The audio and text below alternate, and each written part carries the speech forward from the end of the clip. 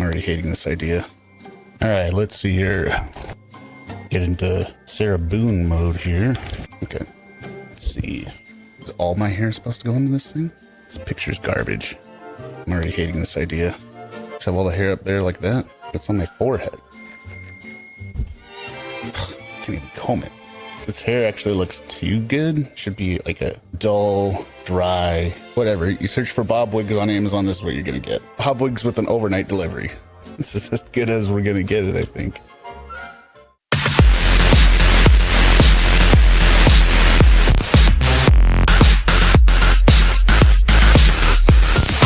Hello, ExDerek. How are you? Good, and you? Good. Happy Saturday to you, to everyone tuning in, to the replay crew. We've got part 2 of the Sarah Boone letters, and this week I've done a little extra. I pre-recorded them all, so I don't have to stumble my way through it. But I don't know if you got a chance to see last week's mailbag, so I don't know if we should play that during this show at some point in a pause, or, you know, if people want to check it out on their own. But thank you, everyone, for coming. We are back for round 2. These are Sarah Boone's divorce court letters, where she goes more and more unhinged. I reread the one that I read last week because it's actually part 2 of this one, and it just kind of fits in there. But yeah, let's get it going.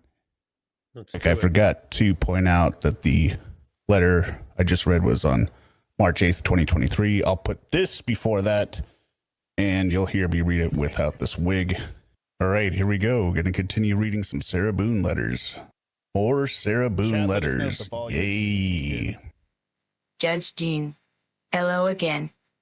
Heard my attempted conversation today to ask former husband when he was going to schedule our son's dental appointment, and when will he really be ordering. The Sarah Boone letter, the hair was not on this first one because I didn't get it till this was the test I ran to Derek. Derek kept saying, "Oh, I haven't looked at it yet. I haven't seen it. I don't know." And I'm like, "Dude, they have YouTube on phones." I thought you wanted me to watch the full thing. No, I just wanted you to tell me what you thought of the voice if it's too distracting. So you have to wait till letter 2 for the wig, but it comes back, and we also have other characters. The small food package I've now been waiting on for 10 weeks and counting. This was his abrupt, comical, demanding response. I need to find someone to get my stuff, junk, out of the garage and put into storage somewhere. However, they're finally leaving. When trying to process what he just dropped on me and talk to him about it, I was told it's not his problem. I said, I'm in jail, as he likes to remind me of daily. It's not that easy. That's why I'm going to pause for commentary in here. I said I'm in jail, as he likes to remind me of daily. Then why are you saying it? Like, she has so many contradictions in these letters. She'll back-to-back contradictions. I'm trying to... Nothing. Go ahead. No, sorry. I'm just trying to figure out what is the point of this letter so far? She wants that small food package. Is that it? This is just complaining. No, it is just complaining. And she sent this to the judge. This is just complaints. Yes. That's beautiful. But she'll be like, Brian doesn't know anything. One thing he does know. Like, but you just said he didn't know anything. She constantly goes back to, I'm in jail, I can't do anything, versus I'm in jail, it doesn't make any difference. She is totally self-owning in these letters. Okay. Especially when I have no one, money, or resources, which he knows. He said while laughing, I know. Still, not his problem. Anything left behind will be put in a garage sale or donated. These belongings are some of the heirlooms from my deceased family. The only things I have of them to remember. Also baby books, antiques, etc. All of my important, meaningful, historical belongings. To the extent that a crime museum might be interested in them, I will agree with her here. But other than that, this is just yard sale stuff. Sarah, this is not the Smithsonian with all of your belongings and something that needs to be time capsuled and studied. I mean, she's the other thing that I can't understand why she's should be 100% focused on her trial, her murder trial. Yep. Right. Yep. But we learn, right, she's just lost another lawyer, and she is worrying about the most inconsequential shit that anyone could ever, and she's on trial for murder. But wait. We know she's going to be found innocent. I mean, this case is dunk. Yes. For her. If there even is a trial, maybe the prosecutor's so scared they'll just drop it. That's true. I think that's likely. Later. Yeah. Well, not explicitly, but she may become a hero, and they will want to save her heirlooms. She fought the system and won. I have another question. I don't think you can answer it. Probably since you not. have kids. I don't think I can answer it since I'm not. Baby books, right? Those are like you don't keep baby books. You might keep a book, but even a book, I don't. My parents kept everything, but I don't think they have. To the extent that they saved it for the purpose of it being the baby book, I don't know. Right? Versus, are we talking about baby book like Dr. Seuss, or are we talking baby book as in like baby's first? No, I'm thinking like Goodnight Moon. Yeah, so that type of stuff. Okay. Yeah, why would you keep that? What are you gonna do with it, Sarah? Like, I don't know. Yeah. Okay. They are still leaving no matter what. It makes no difference what I say or do. I told him about... Okay, to clarify, the main point of this letter is to try and get Brian in trouble because he moved. He's moving. And it was supposed to be temporary.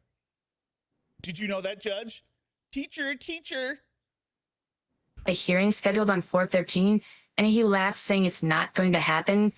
How can I be there when my trial starts on 4/10? I keep explaining to him, just because there's a date does not mean it's going to happen then. Of all people, I would know if, when going to trial. Of all people, I would tell him first. Nonetheless, he will be part of my case and will receive information when, if the time comes, so he can plan for participation.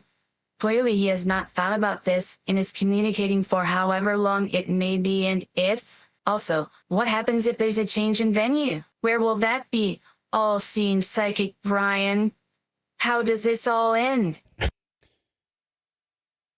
I think I make a comment here, but again, this is weird. Why is she referring first person to Brian in a letter to the judge? Right? It's because she's psycho. Well, she's trying to have an argument with Brian in public, but Brian, I think it's because Brian can just hang up on her. And this is her only way to have an argument with Brian. Does that make sense?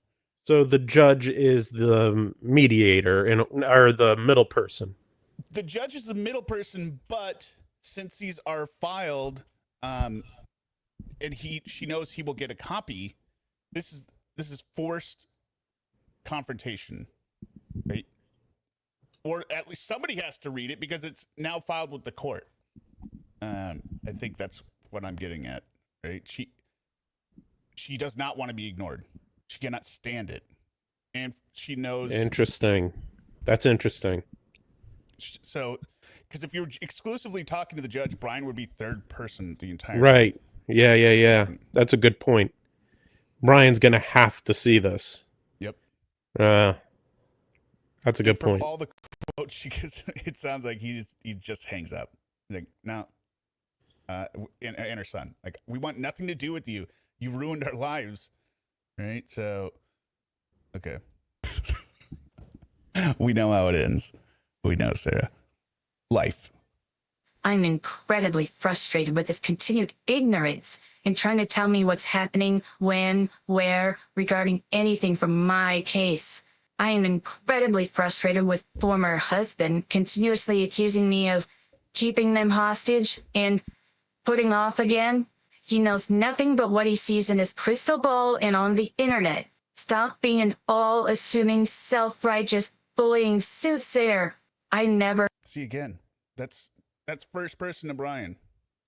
But it's interesting because it started off as former husband, and then it goes into Brian. Well, former husband is just an insult she likes to throw out there, right? She's trying to demean him.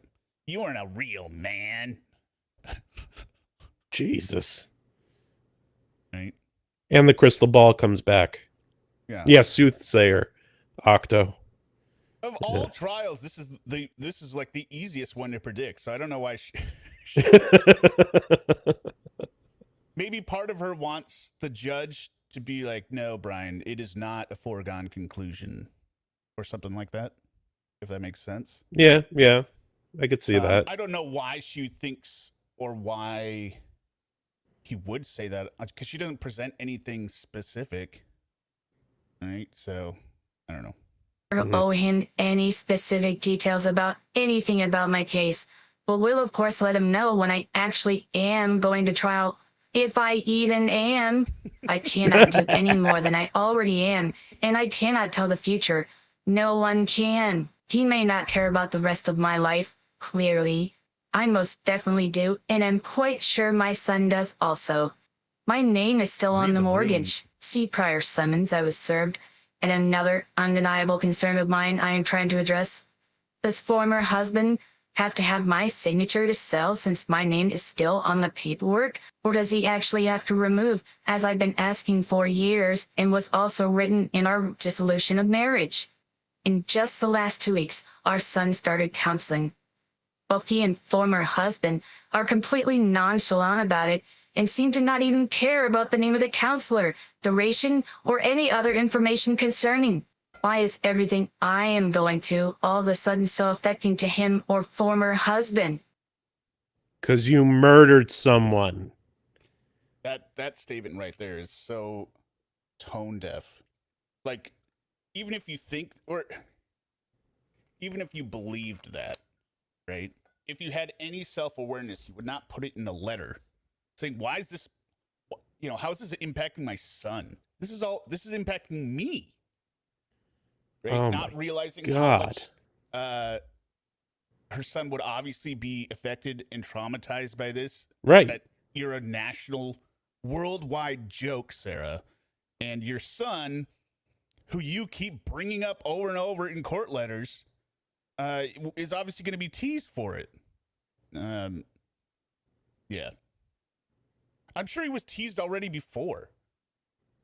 Her nickname was Drunky the Bear, right? So Really? I didn't know that. In the apartment complex, apparently, her nickname was Drunky the Bear. So you have a raging alcoholic parent who is a nightmare, and that gets around school probably, right? So, I would assume so. Yeah. Also, the last letter I received regarding my case was from England. Such a weird...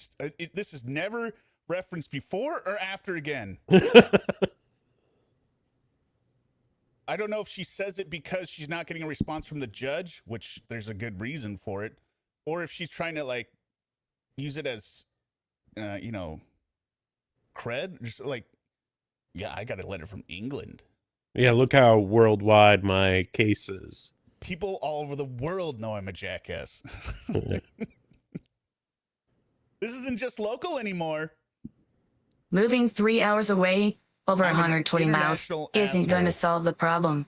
Has former husband thought of the effect it will have on our son moving in the middle of the school year? No friends, new, possibly even worse pressures, culture shock altogether. How can former husband tell if this supposed miraculous move is really in our son's best interest, especially if temporary, per their petition to relocate? So if granted them moving back or again or somewhere else, when my case is finalized, however and whenever that will be, if former husband doesn't care about our son getting good grades or even wearing shoes, why is any of this concerning all of a sudden? It's been 3 years.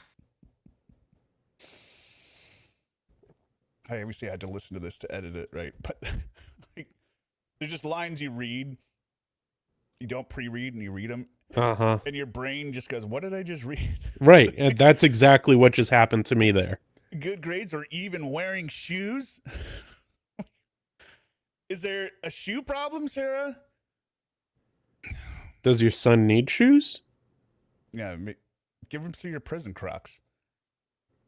So, I mean, here, she stated at the beginning, I don't understand why this is what problem my son would have with this, and they don't treat this counseling seriously, and then goes into all the problems he could have by trying to deal with it. Almost like stuff that you would want someone, especially a child, to talk to a therapist about. Right. Yeah. Or all these things that would obviously be worse if he's well known where he is. If you're moving for a new location because of stuff, this will obviously be less at a new location. And she's saying, like, it's been 3 years. Like, well, it's been fine till now. Like, no, that's the problem, Sarah. You keep dragging this out. Like, you are getting worse and worse. It is infecting people more and more. Their petition also states our son is experiencing significant difficulties at school. He's an A/B student. His favorite class is musical theater. Well, now you just outed him. Come on, Sarah, don't do that. The poor kid needs a fighting chance. Come now on. I feel bad because his friends are going to see our video. Obviously, we're international, right? We're very popular. And then they're coming in the locker room. I heard you like musical theater, punk. Next thing, he's upside down in a garbage can. Poor kid. Poor kid. Hello, Lorne Armstrong. He has 7 friends, sleepovers, a girlfriend, and plays online games with the guys almost every day. Maitland Middle School is a significant problem in itself. See reviews / write-ups. So now she's critical of his existing school, right? And she's going to say it's not. So she's going to blame everything that's happening for him on the school because it could never be her problem. Not only for our son, but every child who attends there. Every child, ExDerek. Every child. Won't you save them from Maitland Middle School? If anything, he can be rezoned to another school and still have the same expected capabilities, opportunities, and be closer. Are you referring to the fact that girlfriend is in quotes? Or I think it's a musical theater joke. Oh, okay. Okay, I was wondering if you're tying it back. Okay. And the guys. Her use of quotes. Why there's a lot of jokes. 7 in quotes. He has 7 friends. 7 is in quotes. What? Oh, is it? I can't see it from It's where hard I'm to sitting. see, but you can kind of see the dash on the side there. He has quote 7 end quote friends. What is 7 quote girlfriend? Or maybe she's doing it sarcastically because this is what Brian says is happening and she doesn't believe it. So she's trying to say, you said all this stuff is good. Oh, I understood that as this is what was going on before she got incarcerated. I don't know. Could be, but he was younger. I don't think he would be. Yeah, that's a good point. She could have done them a favor of putting favorite in quotes. Favorite class, quote, musical theater. That's the one she puts literally. What? All right. Oh, I have this other button here. We can get random Lorne. Sheriff's office down! Get down! I like that button. It's all my Lorne clips, just randomly. I'm thinking I wish I was there with you right now.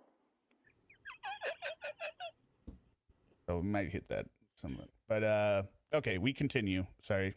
We're at, Maitland blames the school for the problems of all the children in Maitland Middle School. Yep. Me. I'm sure also there are plenty of other very acceptable schools within the authorized 50-mile radius. Has former husband even looked into or contacted the supposed far greater educational opportunities stated in the petition? There are such opportunities closer, maybe even better. Has former husband checked / rubbed his crystal ball to see? Third crystal ball reference. I want to shove that crystal ball up her ass. She's so stupid. Like, it's not crystal ball. It's crystal brain. It's just logic, Sarah. You're going to prison. Oh my gosh. And remember up here when she's like, I don't have to tell him anything about the details, but I will if it's needed, right? So then check out this next line.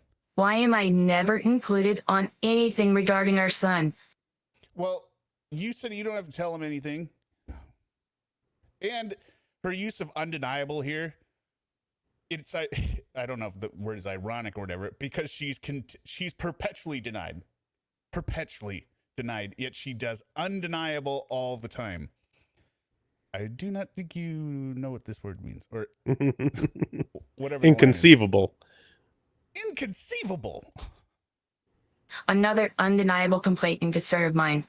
I see this as yet another secret delight to former husband in making this heartbreaking attempted move impossible for me, especially if he sells my car in a bigger disconnect with my son. Nonetheless, per the petition, I will be responsible for all my own transportation costs. Rezone schools. I want to see my son. This move is all about former husband. Former. No, she wants them to be forced to stay close to her because she wants to be able to control their lives because she has no control over anything. And if she didn't really have any life before. The one thing she lived for was to control and frustrate others. And especially George. Especially George, because he was right there. Now she is trying to control Brian via her son and via the courts. But they're putting emotions, doing their own thing. And so now she is using her tactic of annoying the judge into getting him with one, because this is the only way she knows how to negotiate or influence anyone. Right? Is to nag. To nag until they give up. It's also, I think there's a word for it, like toxic, a toxic relationship. Yeah, I would say so. She's gone back to her. Basically, George is dead, so she's got to go back to her ex-husband and nag him to death. And it doesn't even sound like she left him alone that much after the divorce. She was over there all the time. Yep. I'd be like, Jesus Christ, get out of here. I divorced you. Divorce. That's the point of divorce. I'm not going to deal with you anymore. Husband admitted to me his parents are selling one of their 4 homes and moving to South Carolina. He wants to be putting their business out there. Just a side note, from reading through these letters, I take it that Brian comes from money, especially if his parents have 4 homes, right? I also think, and I didn't even search it, but I believe Brian might be a lawyer. Maybe not a criminal lawyer. Really? Yeah, because the certain phrases she says in here, if he wasn't a lawyer, she would be outright accusing him, hey, you think you're a lawyer when you're not, right? You think you know the law? You don't, right? So I think he's a lawyer. Maybe he's a tax attorney or something. I don't know. Or real estate. But I believe he's an attorney based on the sprinkling of evidence. And just like the comments she says he makes where he sounds so confident, where he's like, no, that's not happening. This is not how it's going to go. close to them, and Gainesville is closer than Orlando. Please remember all. Did you mean above all? Whatever. Please remember do you know all. what he is? The primary. Do you know what his career is, cum loudmouth? Is he a paralegal? I don't know. Yeah, like I said, I didn't look it up, but just based on inference from the letters. All right, we got to get through this once we get to the wigs. reason former husband wants to move and is blatantly laughed at me about repeatedly is because it's more convenient for him since where they're moving is down the street from the prison. So disgusting. This very hurtful, brazen, self-proclaiming assumption is said regularly to me and has been already said in my previous undeniable concerns more than once. How ugly. Wrong. Also, Judge Jean, if I may, are you aware of the present stipulations in their petition, page 2, bottom fine print? Have you reviewed the long-distance parenting plan included also? Does former husband really expect me to drive if he doesn't sell my car? Reminded of regularly also. Uber, bus, helicopter, walk back and forth to Gainesville between Friday and Sunday evening, and I only get to even see my son every other weekend? I do not at all agree to this or anything trying to be forced and threatened in order. Oh, what'd you end up with, Sarah? You need that car, Sarah? Would you go for this arrangement now? Just wondering. Would you go for every other weekend? Would you go for freedom without a car? Would you go for walking outside prison walls? I think you'd be happy with all this right now, but this was insulting to you, Sarah. For me to have a relationship with my son. I will no matter what, and former husband will never take that away. It's not his to take. And does he not realize this is all predicted by him? In his surety, everything will fall into place perfectly as he sees. This is all unpredicted. See what I mean by the contradiction? This is all predicted by him. This is all unpredicted. The next line is, how can any of this be proposed on predictions? Which is it, unpredicted or predicted? Yeah, I'm very confused here. And it's not a prediction. It's just a logical conclusion. It's a guesstimate. That we all made. A reasonable assumption. She should have used the word assumptions, but whatever. How could any of this be proposed on predictions? How is any of this even fair? Why has nothing been discussed? Only him making demands. Absolutely, undeniably, ludicrous and wrong. Only demands. What do you think you're doing in all these letters, Sarah? Your letters are just one ranting long demand. I don't know. She's just so frustrating. Former husband is using our son as a ploy, and I feel is selfishly seeking his own gratification and pleasure. As said before by former husband, he can't wait for me to be found guilty and leave. He's not even waiting for that, if that even happens. Hold on. Come on, Sarah. Didn't he already leave? They're divorced. Oh, she means physically leave. She means moving to Gainesville. Okay. So at this point in this letter, they've been granted a temporary order to move to Gainesville, supposedly. All right. Or according to her. It's temporary, right? And has told her they're renting, which we will find is maybe not the case in the next letter. Okay. Yeah. Please tell me when exactly everything predicted is going to happen. Anything? When? Former husband knows nothing. One thing he does know. He knows nothing. One thing he does know. I feel like she writes these letters in stages, right? She writes it, puts it down, goes to the rec yard for whatever rec time, comes back, reads it, gets a new thought in her head, writes another paragraph, comes back, and then adds in another thought. Like, because it kind of just goes back and forth. And her letter seems to be addressing the tone she has set above in certain parts. But yeah, how could he know nothing and know one thing? And I would object to what you say he does know.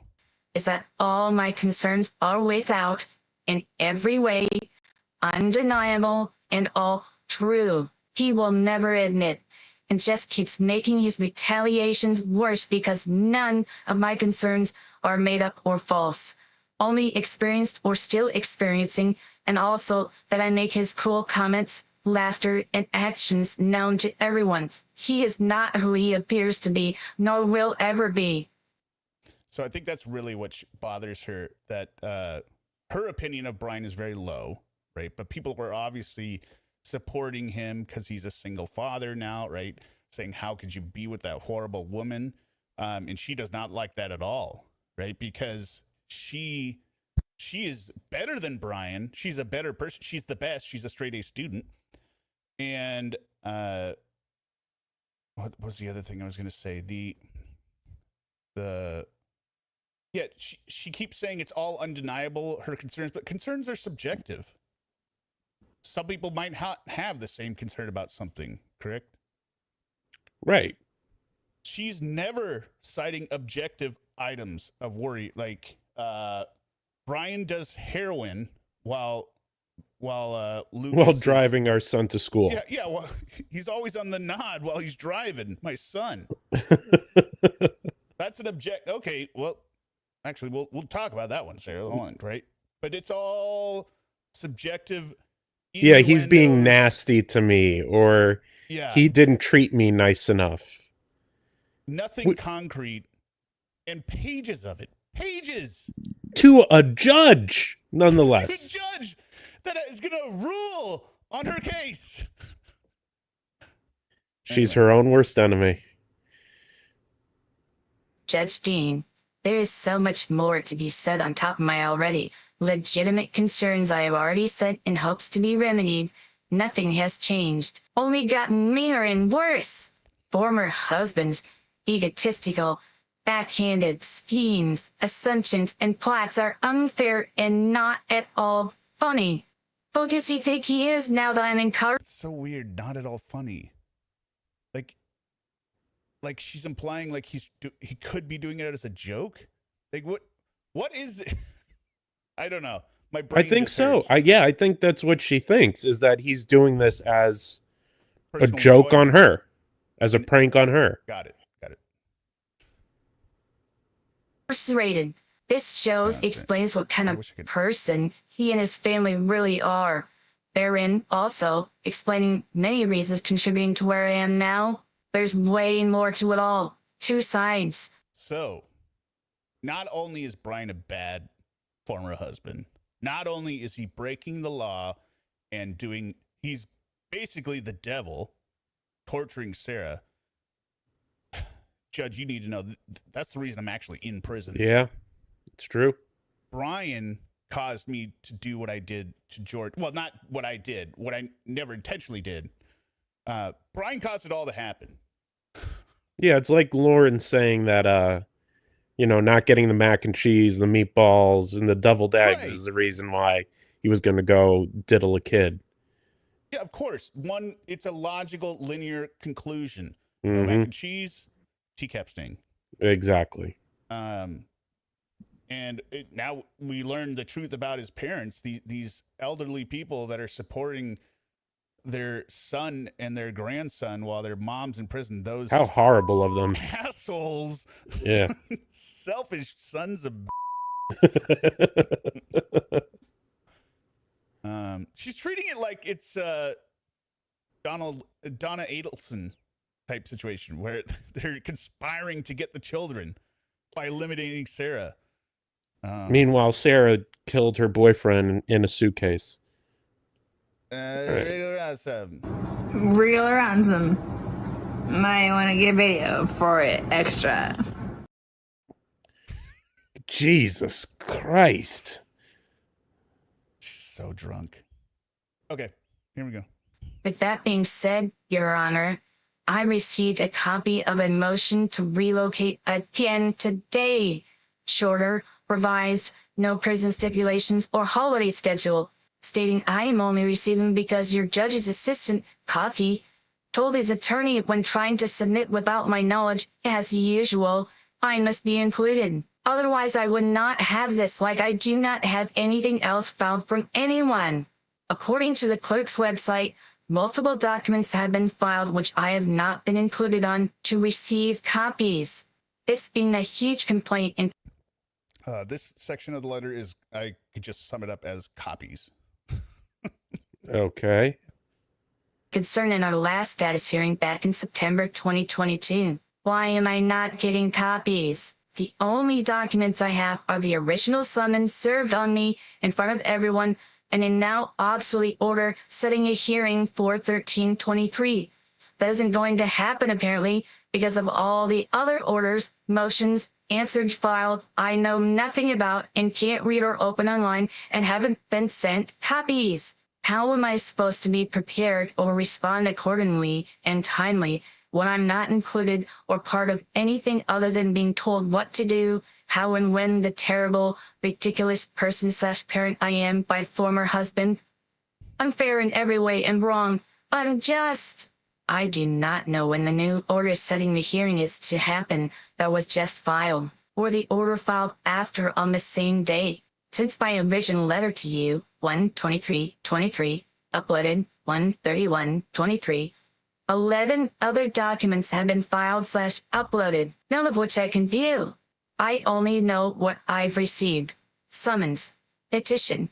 Why am I still not receiving copies? As said before to you, Your Honor, in the court, this is the only way I'm able to be kept updated. I have no reliable, consistent outside resources to do anything or really provide information. I rely on the court for this inclusion. So it's very clear in this letter that she is saying she's 100% relying on the court, right? To Right. be able to preserve her rights or whatever. It'll be interesting the later letters how she also says the court is persecuting her. Just like she says Brian is persecuting her, but also needs to help her. It doesn't make any sense. But you see why I'm calling this section copies.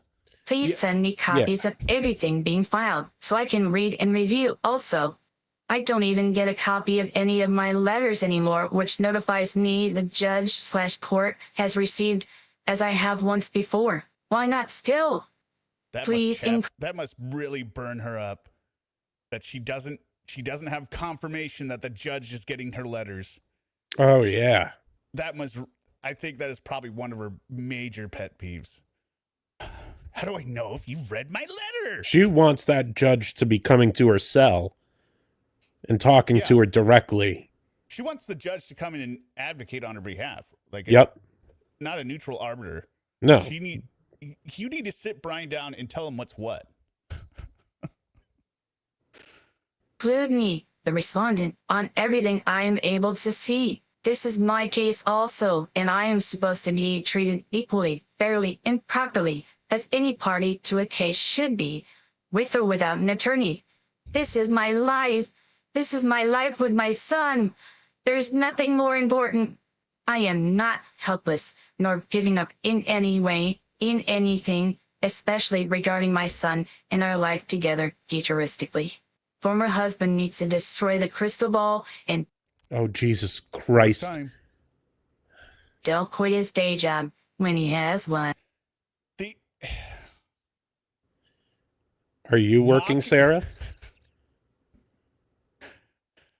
The gall on this woman. When was the last job you had, Sarah? I don't know that she was employed for any amount of length of time, any extended period of time. Ever? Sorry, I just saw this. He's in marketing or something. Definitely not. Okay. Yeah, I could be wrong. I just guessed it might be a possibility based on some of the stuff in the letters. But thank you. Yeah, she's mocking him for not even being employed. He has been supporting her with alimony before she was arrested. Yep. After she was arrested, $1,000 a month. So obviously he's doing something, and then he lost his job during COVID or whatever. But she doesn't have a job at all, and she's begging for money in the rest of these letters. She's just such a nasty person. It takes a real set of balls. It takes a real set of balls to do that. It's like Lorne talking shit about the other RSOs. Yes. Yes. Who are you? You know you're in the RSO class, right? Like, you know you were arrested on NBC. Oh. The fuck was wrong with me at the time? This button's so good. Well, yell at me, why don't you? Anyway. I'm sure Undeniably, by having one also and not relying on his parents' millions, his economic circumstances would most definitely improve in so many ways. And at the beginning of this paragraph, right? I am not helpless. The entire letter so far has been about how helpless you are. So that's why I feel like when she reads, she comes back and then she goes, kind of sympathetic. I am not helpless. Right? Yeah. She just contradicts herself over and over. You disagree? No, I agree. I just never would have thought of it that way. But I agree. So, okay. Hello, Polynomial. And hello, everyone to the chat. I'm just, let me just do a quick read done here. ExDerek, Octo the Batty Pushy, MCL, Chatterbait Billy, Sumakum Loudmouth, and Of course, Polly just arrived. Yes, you are late, but better late than never. You don't know what's coming up on the next one. The wigs. Okay, so let's read this. So sorry not to diss Brian too much, but if you had a crystal ball, then that would be one more than usually. See, this is why I pre-record my readings. So not to diss Brian too much, but if he had a crystal ball, that would be one more than he usually displays towards her. I mean, I guess because he has no balls. He has no balls. Yes. Yeah, and when I was gonna read the Brian, when I'm reading the Brian parts later in this, I asked my wife last night. I didn't explain why I asked her. I was like, "Do you have a boa?" She's like, "No." And I was like, "Oh, okay." But I just realized now I never explained the purpose of the boa, so might be some questions. We'll see.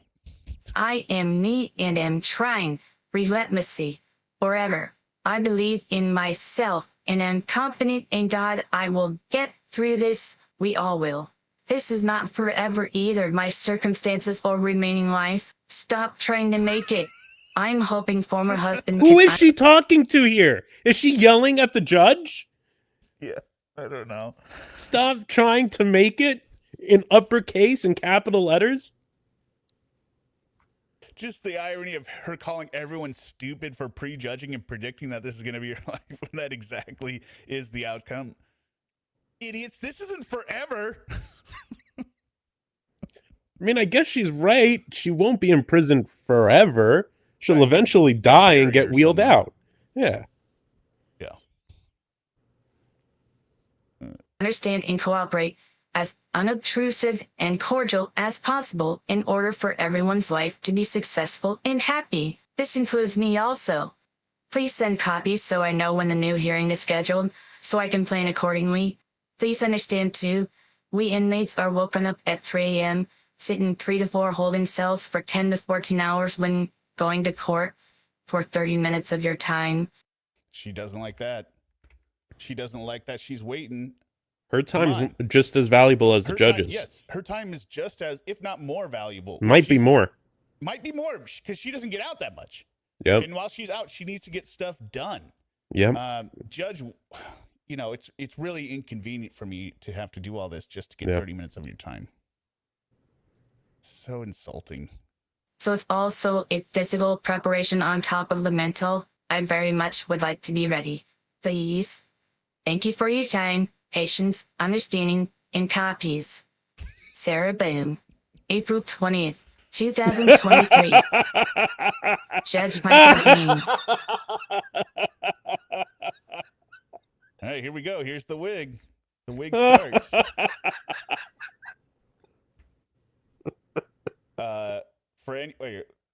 For anyone who missed the prep, I'll just show the prep here a sec. I'm already hating this idea. All right, let's see here. Get into Sarah Boone mode here. Okay. Let's see. Is all my hair supposed to go into this thing? This picture's garbage. I'm already hating this idea. Just have all the hair up there like that. It's on my forehead. Can't even comb it. This hair actually looks too good. Should be like a dull, dry, whatever. You search for Bob Wigs on Amazon, this is what you're gonna get. Bob Wigs with an overnight delivery. This is as good as we're gonna get it, I think. Beautiful. Beautiful is right. I am beautiful. Regarding Sarah Boone, Brian Boone. Hello, and thank you for granting a hearing from my motion for contempt scheduled via Zoom 5/11/23 at 9 a.m. I am in the process of gathering my necessary evidence as requested, but wanted to remind you I am incarcerated and do not have the capability of using a computer to gather statements. Do you think the judge forgets ever that she's in prison? No, don't think so.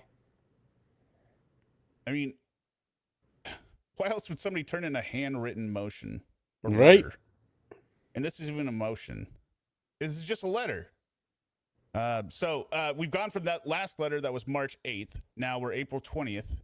So now she wants to file contempt on him because he has stopped paying alimony. They're moving, and she has found out some new facts. Ooh. Where's Get him, Sarah. Yeah. You heard that, right? I did. Okay, it's working. Okay. Calling about or going to my bank. Even if I did, due to non-payment of ordered alimony by former husband, my bank account, which I've had for 30 years, is closed from having an ongoing, growing negative balance for an extended period of time. Please know, I am doing all I possibly can from jail. With what I'm able to submit, I'm confident will suffice, showing not even one agreed, ordered, signed for $1,000 payment, along with all decreased amounts chosen by former husband to give sometimes, and that everyday payments deductions on my account. Such a long run-on sentence. So she's really upset about this bank account being closed because it comes up multiple letters. Yeah, this is at least the third letter. And she views it as like oops, what was that? She views it as a badge of honor that she's had a bank account for 30 years. Because she's in her early 40s, so she wasn't even a teenager yet, Derek. Well, she was straight A student. She was a straight A student. She had that bank account. She wrote in her little checkbook. She balanced it every month. I mean, 30-year bank account is not impressive. 30-year credit card account would be impressive. Most people don't have an account over 30 years. Right. That is something that is impressive, and yeah, that really sucks. Like I not to go on a side tangent here, but I had a Capital One card that I got in, I want to say like 2010 or something, right? Didn't really ever use it all that much, but then we did some purchase. I don't remember. Maybe it was like the car. I need to repair a car, right? Whatever. Basically, had $5,000 on it and paid it down over just auto payment, right? And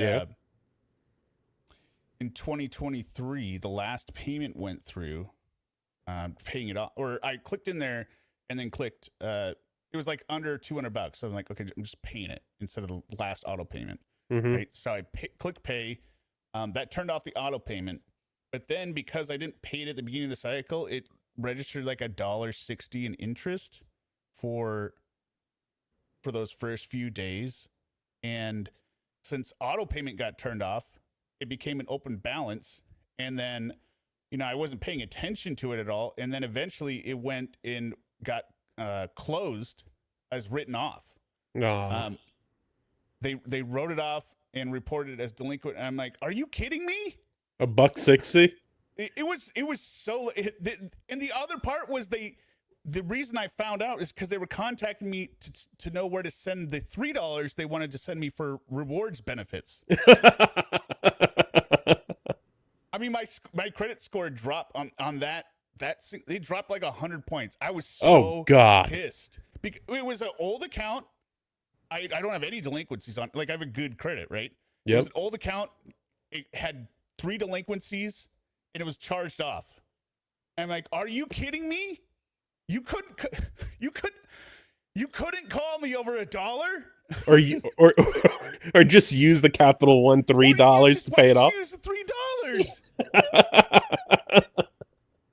And the other part is I still had another card with them. Like, it didn't make any sense.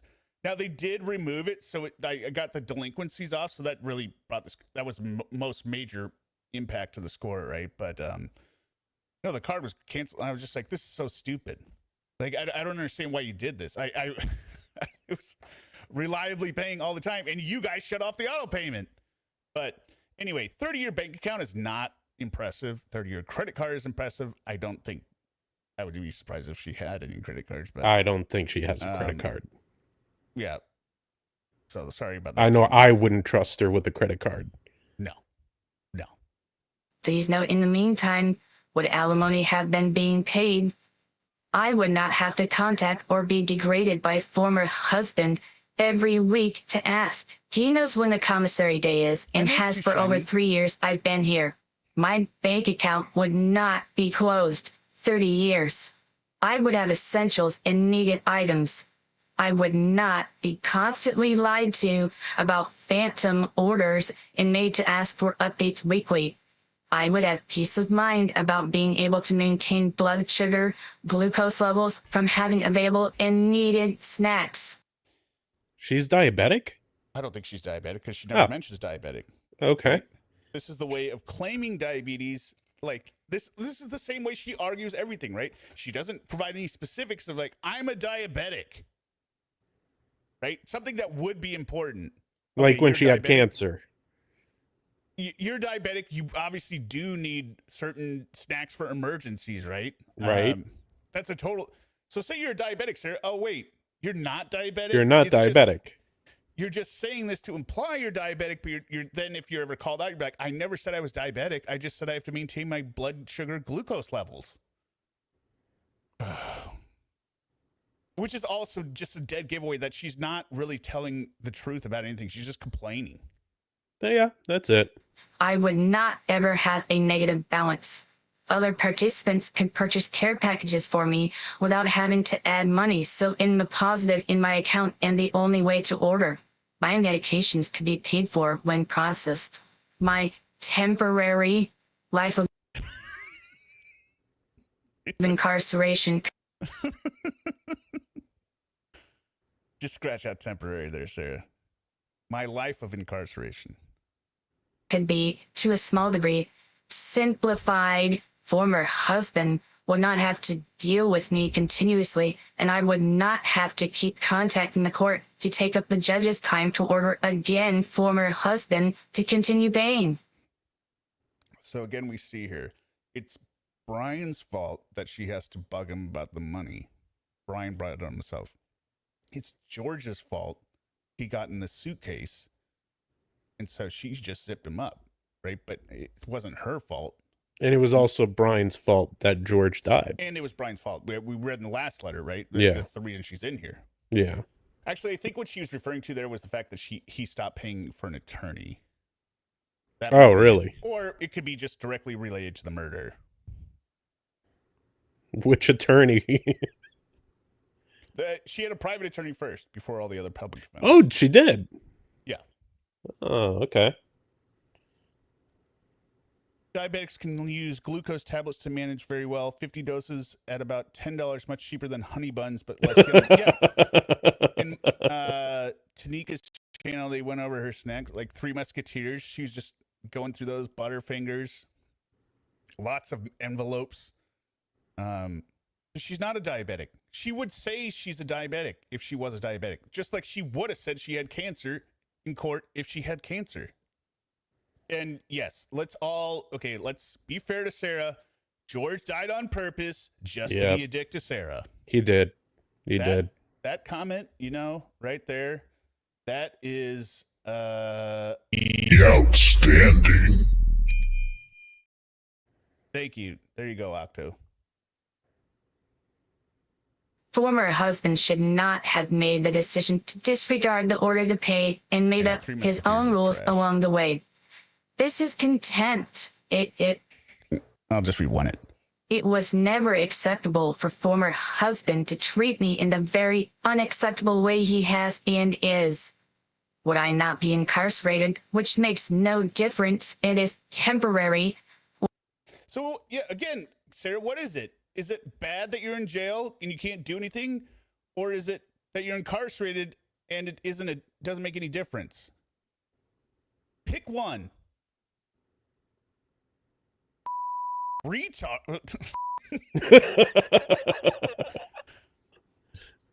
It was in my mind because she comes to use that. But I think there is a place for that word still in society to describe people like Sarah and Lorne, not the actually mentally afflicted.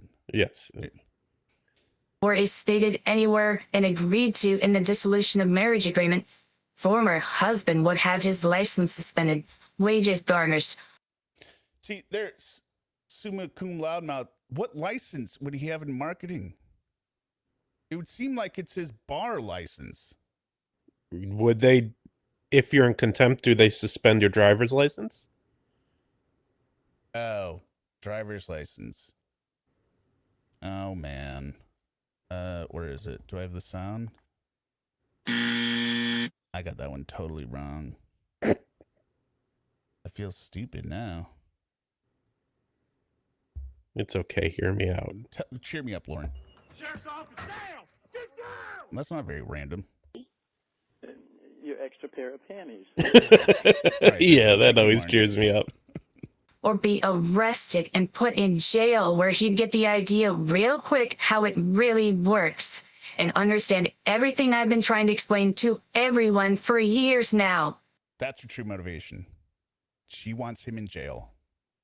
Because you do go to jail for failure to pay. Oh, yeah. In support agreements, right? Yeah, absolutely you do. I'm in here. Why isn't this here? Yep. Right? He's not paying. He's out there splurging on my son. All right, question here. I noticed this. What is that star? Did you put that star there? No, she did it. Oh, she did it. Okay. Yeah, she puts these little stars in there. I think it's her way of being like, okay, well, pay attention extra close here. Huh. Sarah, just write a shorter letter. Yeah. Your letter does not have to be 7 pages. As a matter of fact, it shouldn't be 7 pages to a judge. It shouldn't even be 7 sentences. So much repetition. It's ridiculous. And unnecessary crap. You know what? He took my Snickers. Little star. With that being said, my main and most important reason for this letter is to please request a... So maybe start with that, Sarah. Start with your most important reason at the top, not on page 4, whatever this is. So, whatever. Copy of my marriage dissolution agreement to properly prepare for this hearing. I refuse to be blindsided as I was for the last petition to relocate. I've asked former husband many times, as well as you, Judge Dean, verbally and in writing, with no success. This document is a must for this hearing, and only fair that I have also. Please send at your earliest opportunity or refer me to where I can obtain immediately. I've been asking for this for over 3 years. I want the same advantage in having this document and what the entire hearing is about. Thank you for the opportunity. Sarah Boone. Oh, that's just nice. June 28th. Okay, so we're through 2 letters. Now, this one on June 28th, 2023. It's actually, remember what the last letter I read last week, which was typed out? Yes. Oh, that was a banger. That is actually the second half of this letter. So I reread it. We go through it again here. But that part is the actual motion, which she buries on page 4 or page 5. And then after that, she complains, why didn't you do anything with my motion? Because you put 4 pages of garbage in front of it. You didn't even put this to anyone specific. You said, whoever actually reads this. Holy crap. Just, hey, Rob Sapp, how are you doing? Hello, Lornography chronologized. So I reached out to LC saying, I volunteered your time, by the way. Oh, thanks. No, I believe he's on an important project. All right, so here we go. June 28th, 2023. She's at the bottom here, right? 2023. Whomever actually reads this and cares, if anyone. Why are you continuing to enable former husband, petitioner Brian C. Boone, to break the law and lie to the court, never being reprimanded or even asked about anything? The judge in any case is supposed to be a teacher and guardian of the law, which includes all rights to all citizens of the United States, no matter being rich, poor, smart, stupid, without an attorney.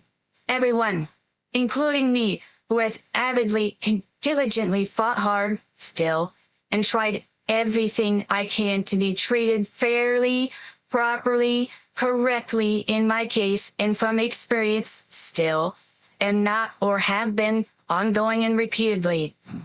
This is like 8 lines for one sentence. What in God's name I is she do saying? not want to be lied to or laughed at by. Yeah. I don't know. I'll let you break it down. What do you think she said? I work with little children, and I could make more sense of a kindergartner's handwriting than I could make of this sentence right now. Yeah, maybe she's on toilet wine when she's writing some of these. Maybe she's on some hooch. Well, do they have toilet wine in jail? Maybe that's more of a prison thing. I don't know. I'm sure they make it. They've got some Zimas in there or something. I don't know. Basically, she's just saying, she's basically comparing herself now to a Guantanamo inmate. She's been stripped of all her rights as a U.S. citizen, and her husband is the person doing it. So we definitely need to lock him up, maybe waterboard him. I think that's reasonable. But yeah, she is not happy in this letter.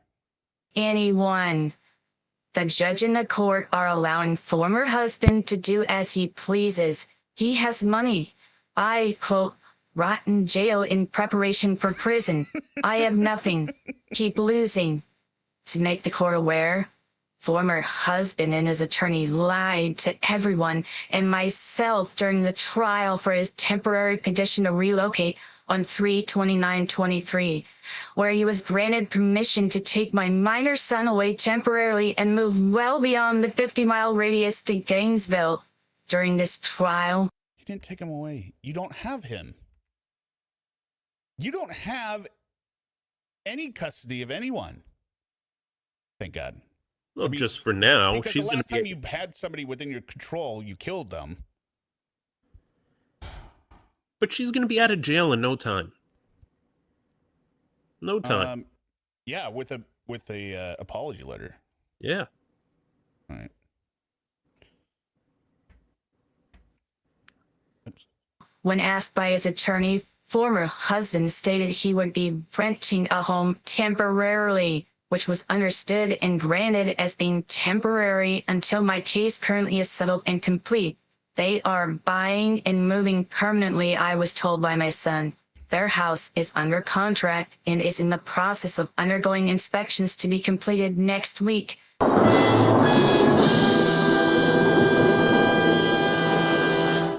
Buys a home. Drops. Whoa, they're moving and buying and building. It sounds like they're building a house. Wow. Oh my God, it's more serious than we thought. Permanent.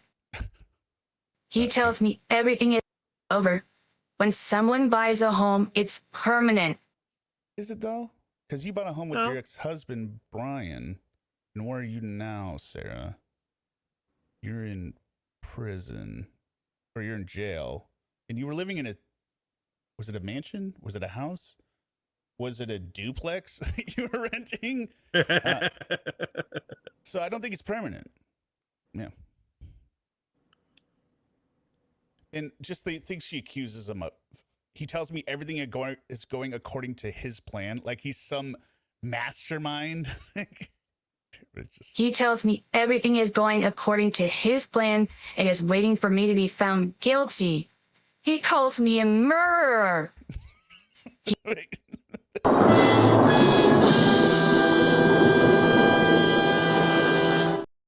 that's what you are, Sarah.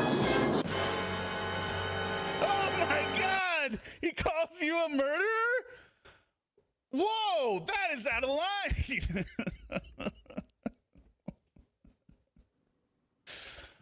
How can one person be this unaware of themselves? Like, you're on trial for murder. I know you're not convicted, so you think it's alleged, but you did kill him.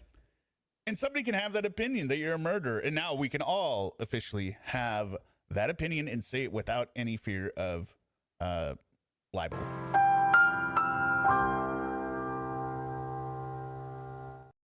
You're a murderer, Sarah. Real or ransom? All right. He doesn't care in the least what will happen when everything changes. What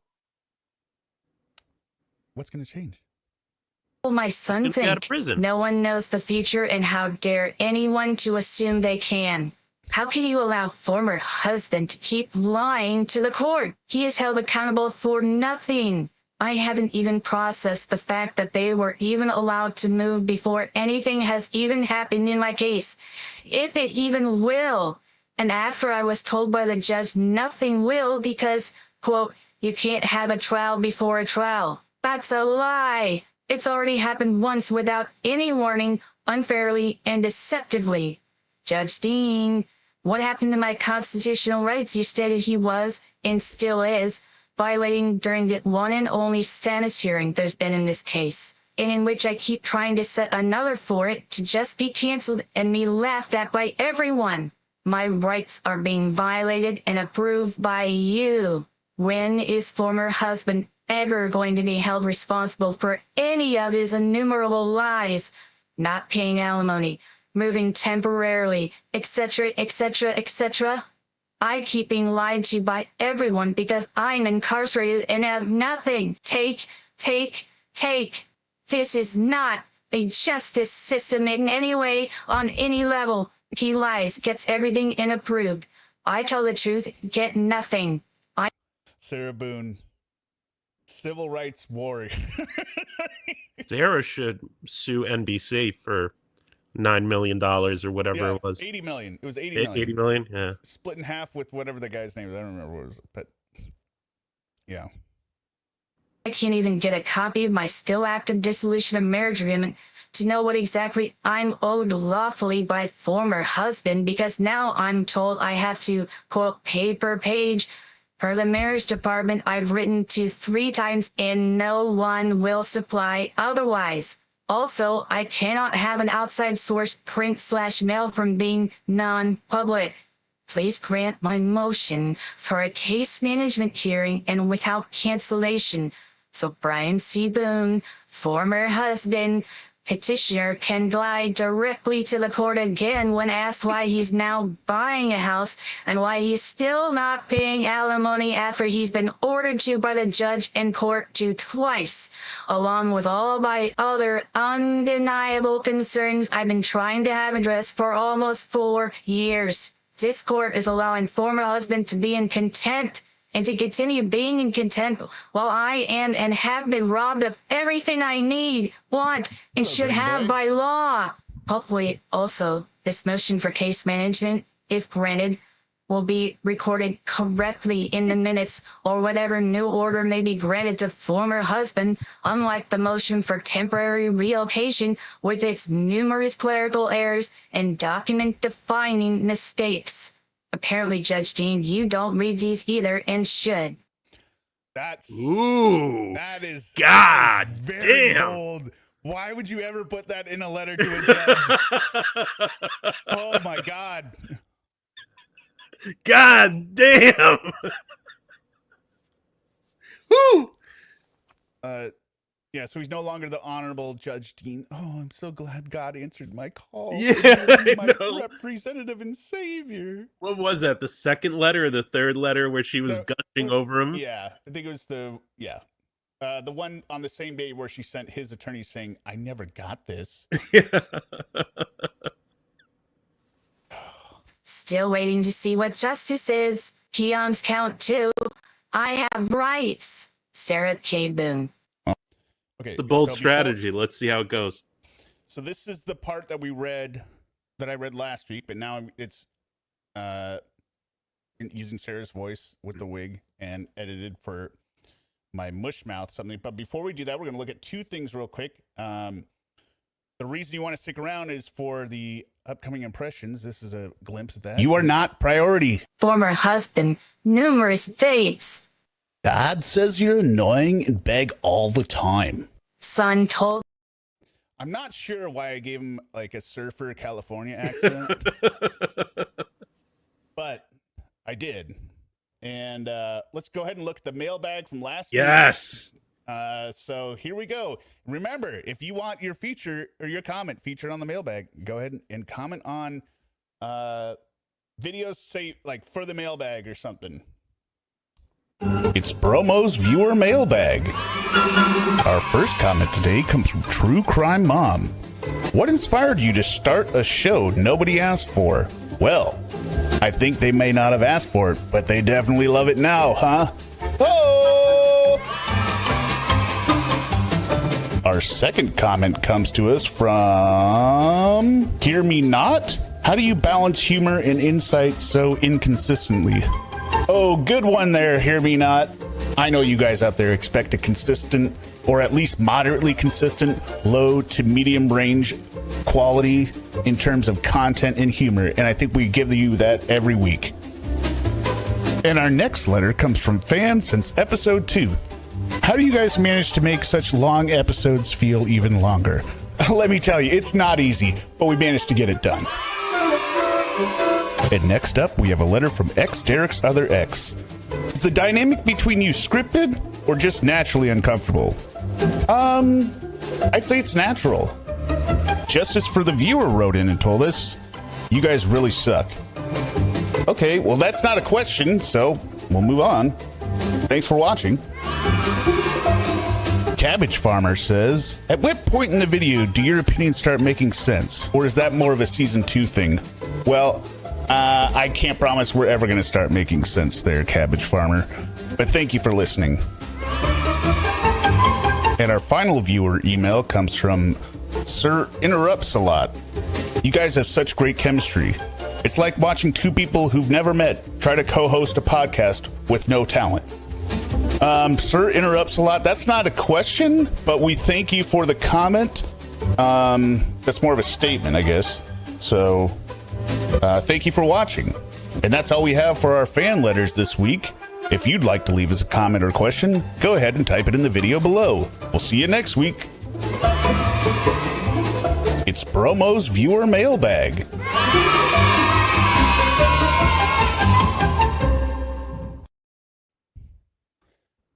Yeah.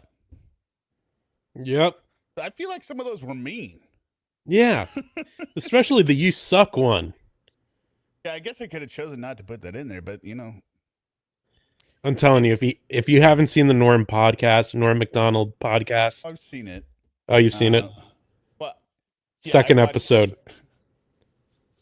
I think my favorite Norm Macdonald bit is the one with him and Adam Carolla doing the Jordan Vandersloot. Oh, I don't know that one. Holloway. Maybe we'll watch that at the end here. Norm Macdonald is playing Jordan Vandersloot, and Adam Carolla is playing his friend who owns the boat that Jordan is going to borrow. Oh, maybe I have seen that. Well, okay. So here we go. All right, let's do this. Unhinged motion. Oh, this is so good. Is because this is 4 pages in. I already read this one, but since it's in the middle here, and this is actually the motion, which is part of the letter from before, might as well just do it here. Okay. Motion for case management hearing comes now. Sarah K. Boone, respondent, submits a request to the court for a motion to set case management hearing to be scheduled at the court's earliest opportunity for further explanation, clarification, and resolution of the undeniable concerns still pending. 1. Remove non-public status online to view print my documents. If unable, please explain why. The non-public status makes it impossible to utilize any contents I need from the website since no one will provide me and cannot obtain anywhere else. Have former husband Brian C. Boone explain reasons for lying to the court regarding buying a home when stated under oath he would be renting and was part of the granting of his temporary petition to relocate. 3. Please supply a rightful copy of my still active dissolution of marriage. 4.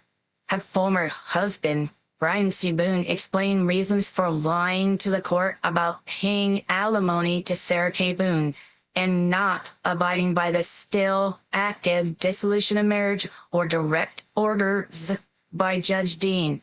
He delegates what I cannot purchase with my owed alimony funds. Also tells me to stop relying on him and being, quote, annoying, quote, begging all the time, then paying my monthly owed lawful alimony so I can get another account to be deposited in after letting my 30-year bank account close due to non-payment of alimony, so I can stop calling every week or every other day for commissary funds, which I've had to do ongoing 4 years to be added to my, quote, jail account, and not have to talk to former husband unless regarding my son. He makes me have to call and be, quote, annoying for everything, for nothing. Just pay like you are supposed to be and make everyone's life easier and less stressful.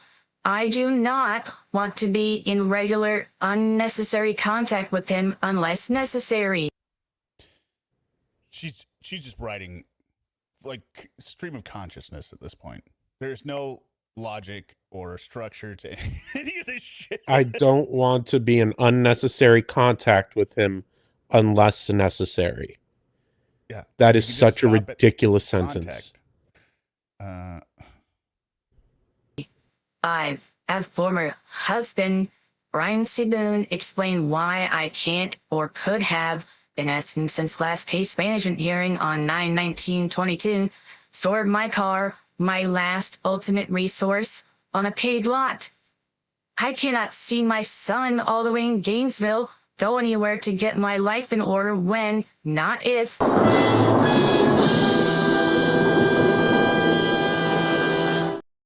car from not if ExDerek, when she's released from prison with a handwritten apology signed by all of the guards and the judge and the media and the world. And George's family. And George's family. We're sorry we got mad at you for killing our son. Yep. my life in order when, not if, the time comes.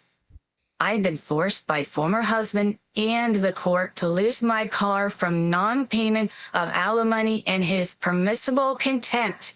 6. Explain how former husband, Brian C. Boone, can purchase numerous frivolous items such as a bidet, $1,200 plus, virtual reality video games, controls, headgear, $1,000 plus, alcoholic beverages, rum, 2 to 3 times a week, packs of cigarettes. She does this a lot in future or upcoming letters. Packs and then pluralizes it. Just say packs. Why? Why do you include the singular and put S behind it? She does this many other places coming up. I don't understand why you do that. It's not correct. Just say packs. Yeah, packs. That's it. And why do you have to include rum? Just say alcoholic beverages. And how does she know any of this shit? That's what I was wondering. Thank you. There goes my whiskey. There goes your alcoholic beverage. It's a little short glass, which I just have like a little shot in it. So not the end of the world. Let me go pick this up in a second. She's got to be inferring, right? There's no way that the only thing is if her son mentioned something. Explain to me what kind of conversation comes up with your kid where this ever comes in. If she's like, okay, well, tell me what your dad's doing right now. What's he doing at night? Oh, he just like smokes cigarettes and he just used the bidet. Yeah, he uses the bidet for fun on full blast. How would she know how much it costs? I don't know. mean, it could be like that one that Wes showed. What was it though? Yeah. The butt. Clean butt. Clean butt. Yeah. That wasn't $1,200, was it? Check. No, it was like $30. The clean butt was not $1,200. Thank you, Polly. I think she interrogates her son as well. Well,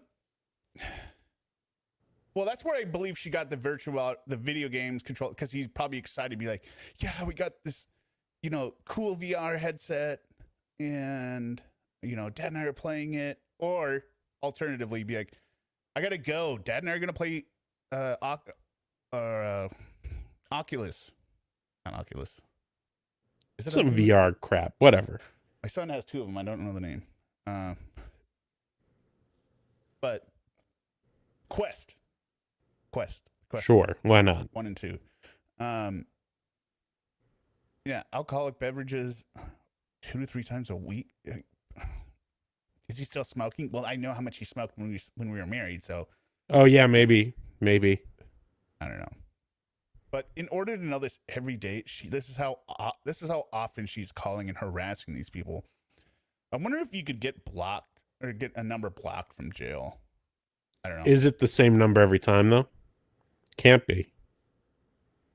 No, but you could put in an order saying this person's harassing us. Oh, sure, yeah, you could do that. Probably would help with the divorce case, honestly. Okay. Every day, eat out, order in food every day, but he cannot or will not provide my alimony payments so I can purchase what I need. I never have what I need and still do not. 7. Solidified verbally and in writing while the court is permitting former husband, Brian C. Boone, to continue being in contempt. This is not another point, Sarah. You've mentioned contempt and alimony over and over. Like, I can see it on the top of the page. Number 5, right there. Not paying my alimony when it is not stipulated or included anywhere in the still active dissolution of marriage regarding incarceration for either party. This is my only source of income for everything. 8. At former husband, Brian C. Boone, explain why he lies about ordering anything for me when he does not, and says he does. I have received reprimands from arguing with vendors and officers over the phantom orders that were never placed by him. Why? Is it funny? For almost 4 years, I cannot purchase what I need or want because he withholds alimony. Asterisk. I can have someone else order whatever for me, whenever, and know it's done and on the way. No lies, no problem, no abuse. Former husband just needs to pay so I can, without him. How do you write this sentence as a person with a brain? Terrible. Former husband just needs to pay so I can without him. Yep. I remember that from the last time we read this. It's awful. Again, he made me rely on him just to lie and abuse and laugh at. No, Sarah. He does not want anything to do with you. You, on the other hand, have, by your own choices, landed yourself in a situation where you are dependent on everyone for everything. And you are trying to force your ex to support you through the courts. He is not doing this for abuse and laughter. He would be happy if he never had to talk to you again. Mm-hmm. You said it in your own letter, Sarah. You said, I can't wait for you to be convicted so we can just leave. Right? Yeah. What about any of his statements in your own reporting, Sarah, makes you think he wants anything to do with you? He divorced you. Jeez. We're getting to the cards part here. Come on, let's do it. 9. At former husband, Brian C. Boone, explained why he lies about him sending anything from my son. Here it comes. February 14th, 2023.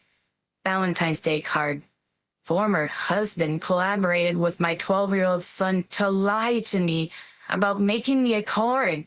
Both said they went to craft store and bought supplies, my gift to son. Had son sit down Sunday afternoon and then mailed the completed card the next day. I was told my son wrote me a letter and drew something nice for me. I was really going to like it. He's in middle school. Yes. The drawing thing really is odd here. He's 13, right? Well, middle school, yeah, I figured 12 to 14. Yeah. Right? It could be 6th to 8th grade. Drawings? Drawings stop in 1st grade? I could Well, see it. Yeah, whatever. There's crafts afterwards, but drawings specifically. You have a project later in grade school, probably, where you're making a collage or you're putting together some kind of sheep with cotton ball. No, but, He made her a macaroni house. Yeah, I drew, this is me, mommy, and the jail. And here's George in a suitcase. And here's George in a suitcase. Yeah, and he's drawing boobs on stick figure. This is mommy. I mean, that's what I was doing when I was 13. Chatterbait. Just, how would he draw his mother with the hair, right? She wouldn't stand out as a female in the stick figure with the...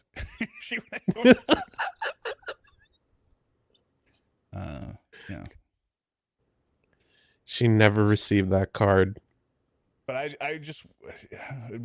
she thinks in her mind that Brian's going to be standing up in front of the judge, handcuffs, right? He's wearing belly chains. Yeah, And because she didn't get her Valentine's Day card. There, Brian C. Boone for the for the crime of lying about Valentine's Day card. 10 years hard labor in Rurapente. Like, whatever that prison planet is in Star Trek 6. Rurapente. Yeah. It was all a lie. They never even went or did any of it. What an awful, unnecessary lie for no reason. I hate to keep pausing, but again, I'm going to call out bullshit here. I don't think it was unnecessary. I'm guessing you harassed Brian. Is Lucas going to make me something? Lucas is going to make me a card, right? Lucas, don't you want mommy to have a card? Lucas, don't you want to make mommy a card? Yeah, we'll make you a goddamn card. Yeah, we're going to the craft store right now, Sarah. It's in the mail. While they're playing Hot Shot on Quest 2. Yep. It's not unnecessary. It's necessary because you will never stop, Sarah. And also, she says that she gifted it to her son. She has no money. So really, it was Brian giving money to her and her giving that money then to her son. And didn't she say in the trial that because these are the... Well, I thought they used craft supplies that was given from his grandmother, right? That's what her and George were using to paint and everything. Yes. Now she's just co-opted grandma's gift. Maybe, yeah. Well, I don't know. Maybe it just got taken away. They're like, we don't need anything from there. Thank you. And then, like, don't you want your craft set? No, it's got cigarette burns all over it.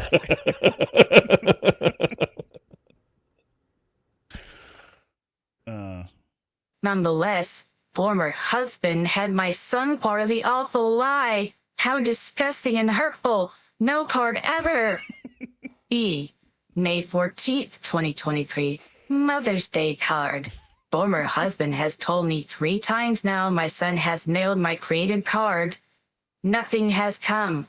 Another despicable lie. Why? So hurtful, and son included. See. Present date. Pictures. Lies every time he has sent them over and over and over with nothing received. The pictures are ordered from a professional website. Other inmates receive pictures regularly. Weekly. I even had the solution to have him send everything in my friend's name. Nothing ever, and keeps lying. This is abuse, mental and emotional torture. I have pictures, too. of my now deceased dogs I need for a visit, explaining the importance to former husband, waiting ongoing now for 2 months with nothing, and I need these. I've already been unprepared for one attempted meeting, which was rescheduled for not having the pictures and still waiting to receive in time for the next. I need these pictures. This is important. I really need to know what that meeting was. Right. Was it something that... So she's just talking about pictures of the dogs, not pictures about injuries of the dogs. So what is so critical about these pictures? Well, it all depends on what the meeting is. Or something. They're like, I don't know. It depends on what the meeting is. Like, is the meeting related to her divorce? Now, it's got to be related to her criminal case, I would imagine. I don't know. Is she planning on using them as like some kind of emotional or manipulation, like holding them up? Like, that's all I could think Your of. Honor, my client has 2 dogs. One is deaf, one is blind. Obviously, the blind one is very envious of the deaf one since he has to hear Sarah and cannot run away. And the deaf one just has to look at her and can escape. But And what example is former husband Brian C. Boone setting for my son by all his lies all the time? okay, what kind of example are you setting, Sarah? You murdered a guy, zipping him in a suitcase, and refused to take any semblance of responsibility, and you blame everyone. If anyone followed you as an example, they would end up in the same horrible place you are, and they would be a drain on society. Sarah provides nothing.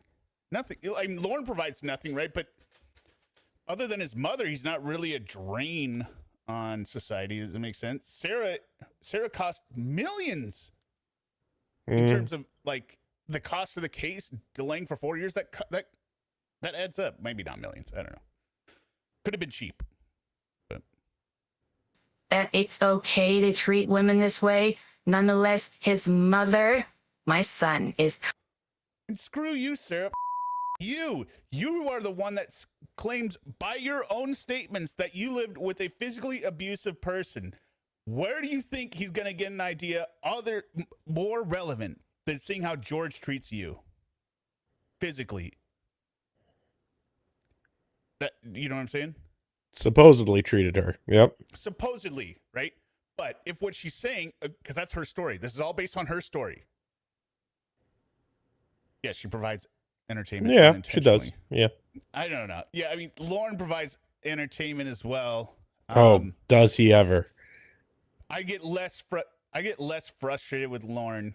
I want to punch Lorne, right? I definitely want to do it, but I don't. My blood doesn't boil like when I listen to Sarah. Sarah brings up a deep hatred within your soul.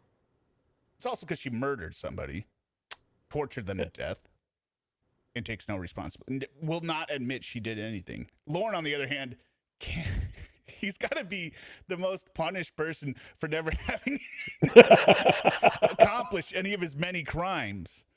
Right? So, yeah, that's a whole different conversation. Yep. All right, we'll keep going. Constantly conflicted with how he is supposed to treat me and act towards me because of what has been said to him about me and my family, and is afraid Dad will be mad because he's not being mean enough to me.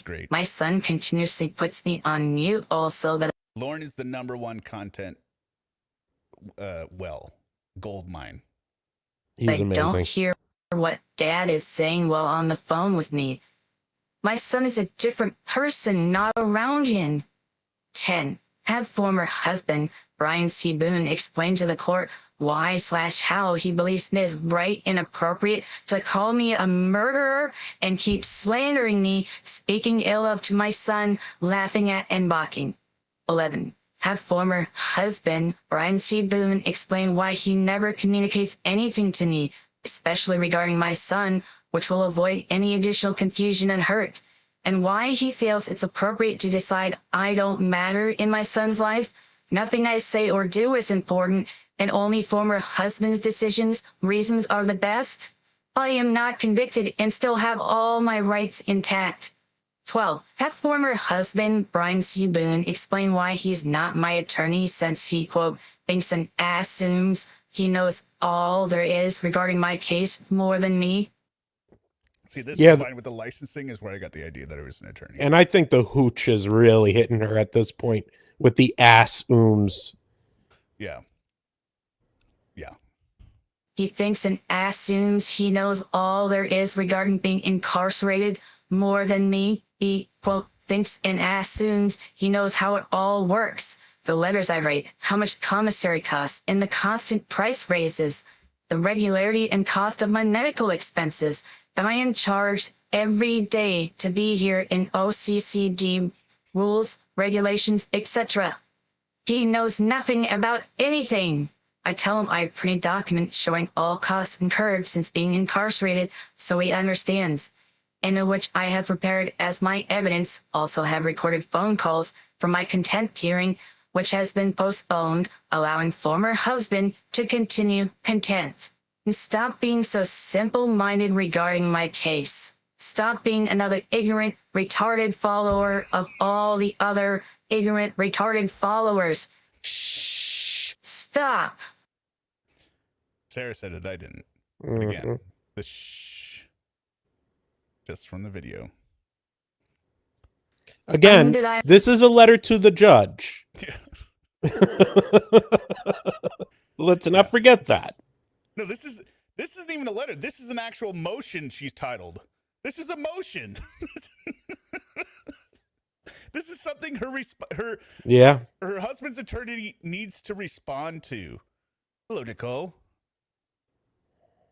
Good to see you here. I think this is the first time I've seen you in the chat. If you had 2 brain cells, why would you communicate this way in anything formal? Assumes, retarded. Well, she's only got 1 brain cell. That's the catch. But it's a straight A brain cell. It's a straight A brain cell. Yeah.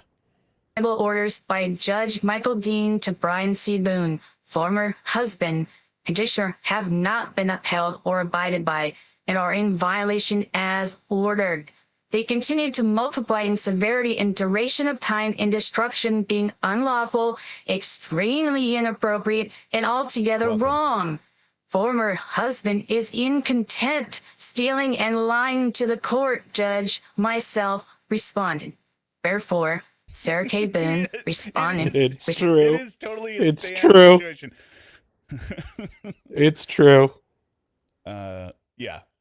Respectfully request. That's why I felt I couldn't skip this one on this one because it flows in this finger stacking. Oh, this is just too good. This one's just too good. This isn't even our last one.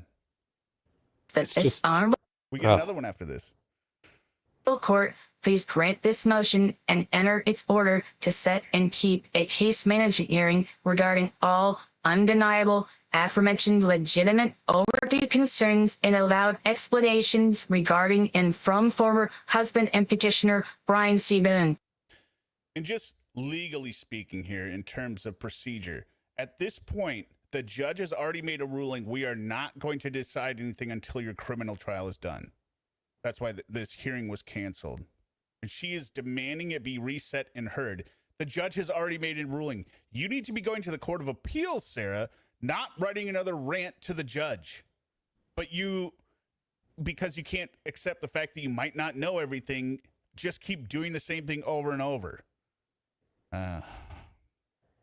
Sarah K. Boone, respondent, has attempted private resolution, cooperation, and discussion with petitioner numerous times over the past almost 4 years while incarcerated, being unsuccessful in every aspect due to the fact foremost, former husband Brian C. Boone has the understanding from this court his behavior, degrading / inappropriate comments, and ongoing lies are approved and able to continue.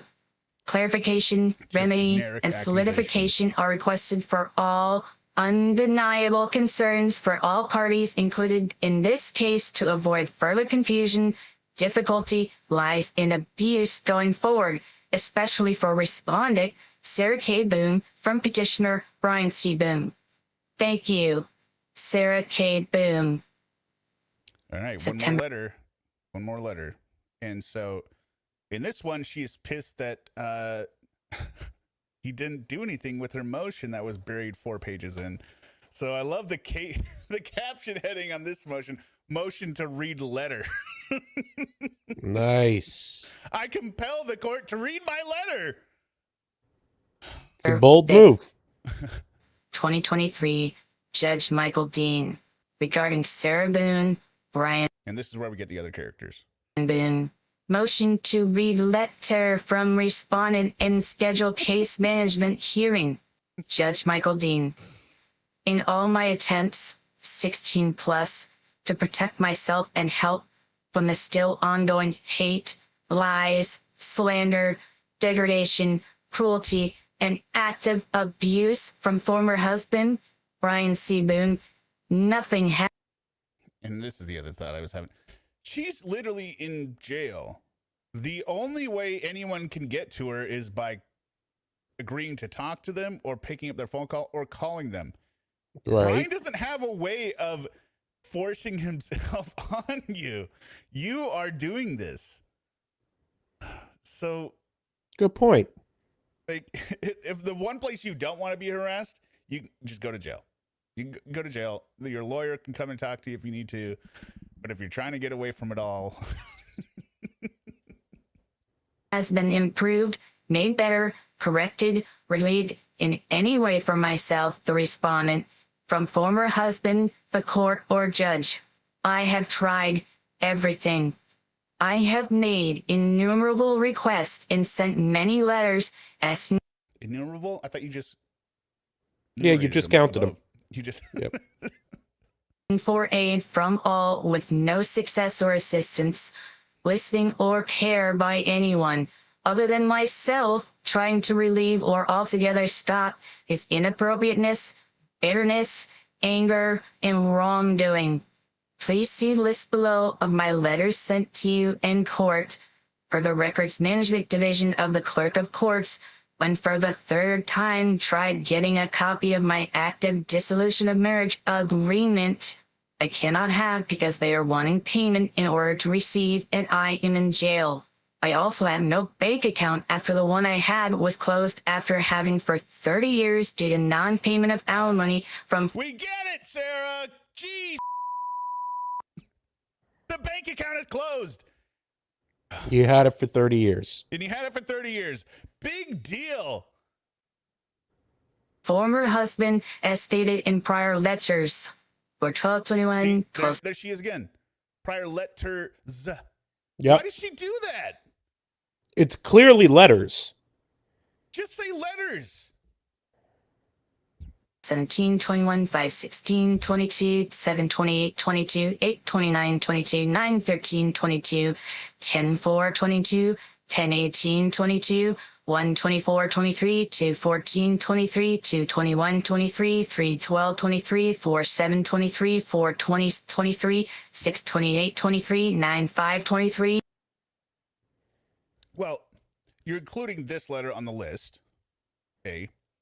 B, the reason we know that the last motion was part of it is because you have only one date in June, which was started with that letter, right? That's how we know it was part of it. Mm.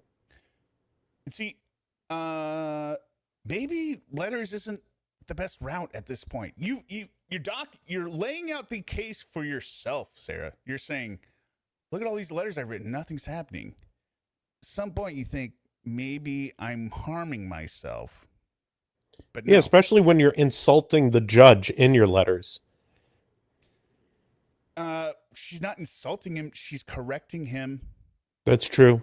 That's true. I'm sorry, just Sarah. Letting him know she sees what he's doing wrong. All right. Who's the It is judge's manager? appalling how uninterested, Yeah. I want to speak to your manager, Judge. uncaring, and nonchalant you and the justice system are about my side in any of this, and will not listen without the right paperwork and attorney. There you go, Sarah. You just hit the nail on the head. You've identified what they have told you that we had to infer before, but they're telling you you need to file proper paperwork, not just these letters. And you are saying, well, it's not technically right, but you're ignoring me. Yeah, that's the way the law works. Right? There are very specific rules you have to follow, Yep. Sarah. There's rules and protocols, procedures. Why they have law school. Yeah. Knowing I am actively being taken advantage of and wrongfully mistreated by former husband Brian C. Boone. That's You have continuously enabled him and given him a self-appointed right and understanding to keep doing, saying, and taking everything wrongfully and illegally from me, including and especially the love and respect from my son. It is not okay. Okay, so here comes the characters, but now we have Nice. shifted the judge. The judge, not only is the judge not in the courts not punishing Brian and making him doing right, the judge and the court are responsible for what Brian is doing. Right? Well, yeah, because they're not standing up. They're not stopping. Him, so they are enabling him. So this is really your fault, Judge. So really, you could blame the judge for George's death. I know. So right, you have three lined up. You've got Brian or two lined up. Brian handcuffed, and then right next to him is Judge Dean. Judge Dean, you've been stripped of your title. You've been disbarred to the desk. Yeah, you're disbarred. You will no longer practice law anywhere. And Sarah, here we've all signed a letter trying to, like at the end of Schindler's List, we've tried to explain what happened.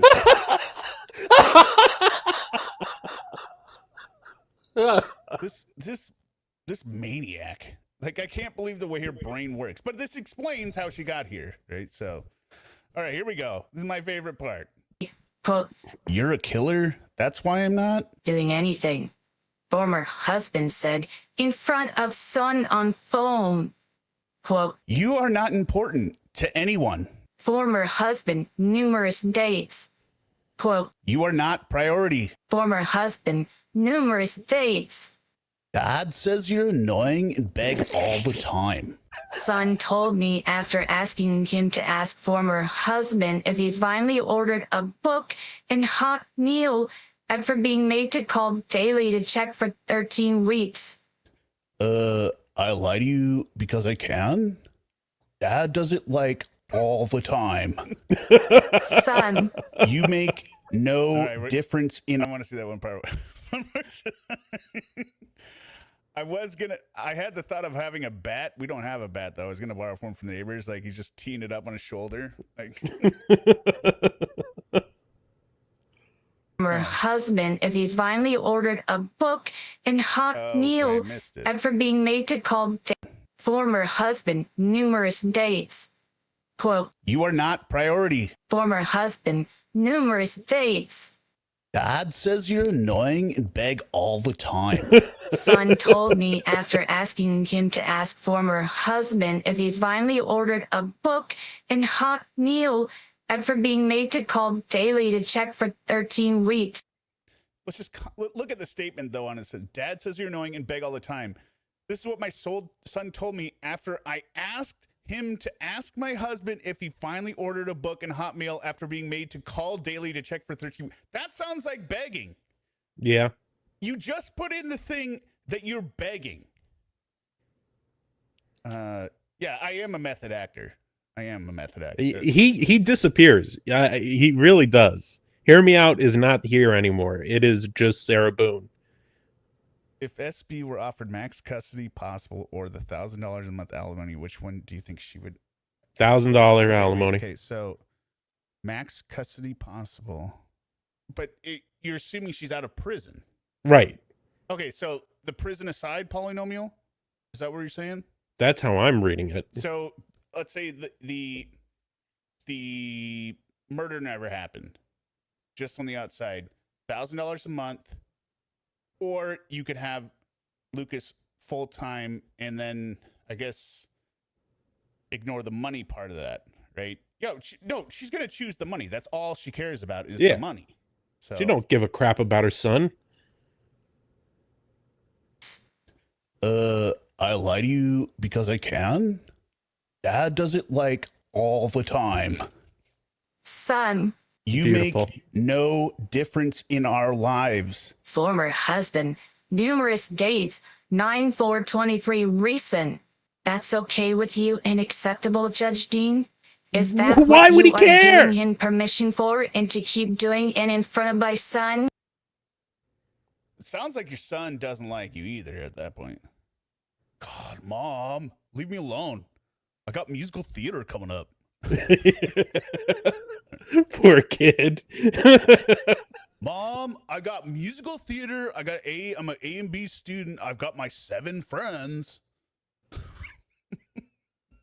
And a girlfriend, in quotes. And I've got my girlfriend. God, Mom, leave me alone. I hate you. Go Why stuff won't yourself you in a stop suitcase. Why don't you go stuff yourself in a suitcase, Mom? any of this abuse, verbal, mental, and emotional? Why aren't you, as my judge, doing anything thank to you. hear, understand both sides? What else needs to be done to me by former husband in order for you to help me? What else can I do I have not done already for any relief on my side? Stop enabling. Judicially, you must know this is wrong in how I'm being treated. I am told every time when trying to reduce any anguish or mistreatment from former husband and cooperate, trying to help. The judge doesn't care what you write. My son now says the same when I correct him on how he is being mean. So that was Brian saying it, by the way. So I Oh, okay. record it. The hair threw me off. Yeah, but the son now says that. Yeah, I didn't re-record somewhere where I got the voice from it because I'm lazy. I just did the whole thing with the. I couldn't take the wig on and off. You saw that hair, nut. And rude to me. He's never gonna do anything for you until your trial is over, and even then, it will still all be in my favor. My other document is ready to go, so I can take the risk. I have an attorney. You deserve nothing. You mean nothing. Do you think that phrase ever came out of Brian's mouth? It's such a joke. Like this is the quintessential evil villain in the movie. Sorry, I feel like I'm overdriving here, But he is the villain. He's like Dr. No. Yeah, I never saw the movie, but there's Kramer versus Kramer. Is this what you think the plot of Boone versus Boone is going to be? It's going to be some cinematic masterpiece. I never saw it. I don't really know. But he's just laying out the facts that have been told to you in prior hearings. He's never going to do anything for you until your trial is over. That is just a fact, Sarah. No matter how much you hate to realize that and understand now that delaying the trial is not going to get you what you want, you can't just torture them forever because that's really what you hoped you could do. That's her method. That's how she does things. Keep everyone in suspended torture. My other document is ready so I can take the rest. What is he taking? What is he taking? It's not like she's got some... She's got nothing. She's got nothing. So what? He's not taking anything. And this is what I brought up in our last stream about Sarah, which is in this whole marriage dissolution agreement and this whole hearing that's going to happen, she's got nothing on her side. Nothing. Right. She has no bargaining power.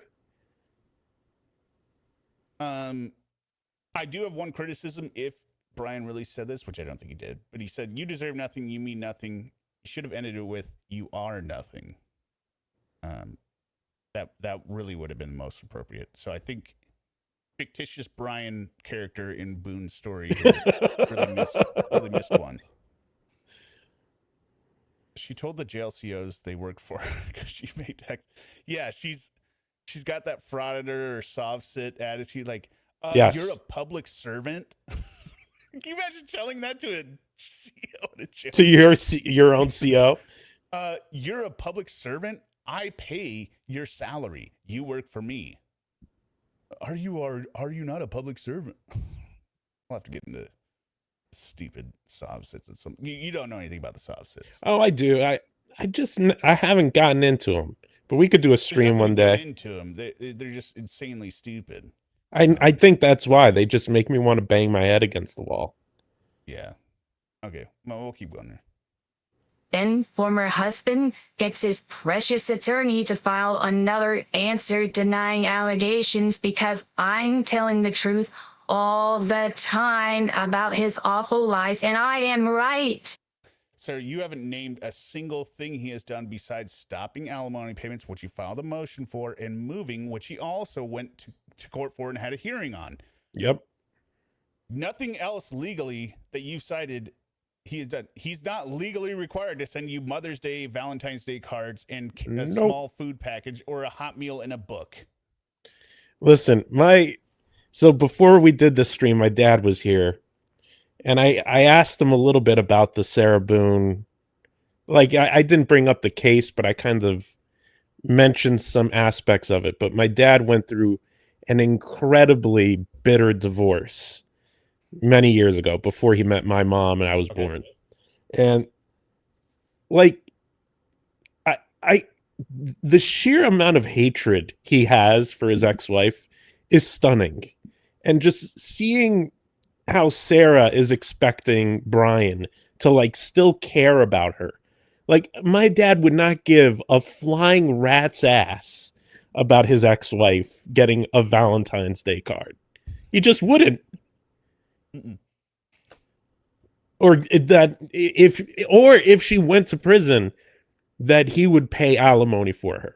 There's no way he would ever do that. I will say the one exception is the Mother's Day card.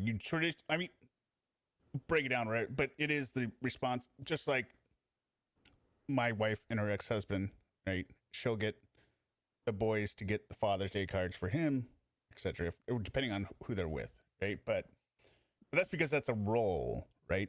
Valentine's Day is gone. It's a made up holiday. It's gone. Hallmark. Yeah, it's gone. Forget about it. And wait one more second. Who the gives their mom a Valentine's Day card when they're a teenager? At 13. If you want him to be beat up daily, put this out there, right? We've just done it to him again. Apparently, it's our fault. Lucas's friends are gonna. I heard you gave your mom a Valentine's Day card. Garbage. He's upside down again. Musical theater. Come on, guys. It's not like my mom made me do it. I didn't actually do it. I pranked her. It was total. Okay, that's cool. Okay. Wait, have you shown your dad these streams? No, I just laid it out to him. Boone and you don't show him the streams. I can't even get you to show your own family. Oh my! Your family doesn't watch the streams. My family knows about it and refuses to watch. There's a difference.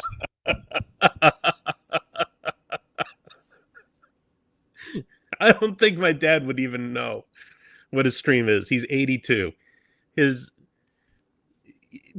streams are way beyond what his knowledge of technology is. Where's Hexo? I don't see Hexo. Did he delete Hexo himself? above. Oh, okay. No, he's there. 39 male, Washington. Yeah, well. You're just a cutie, aren't you? Nice new.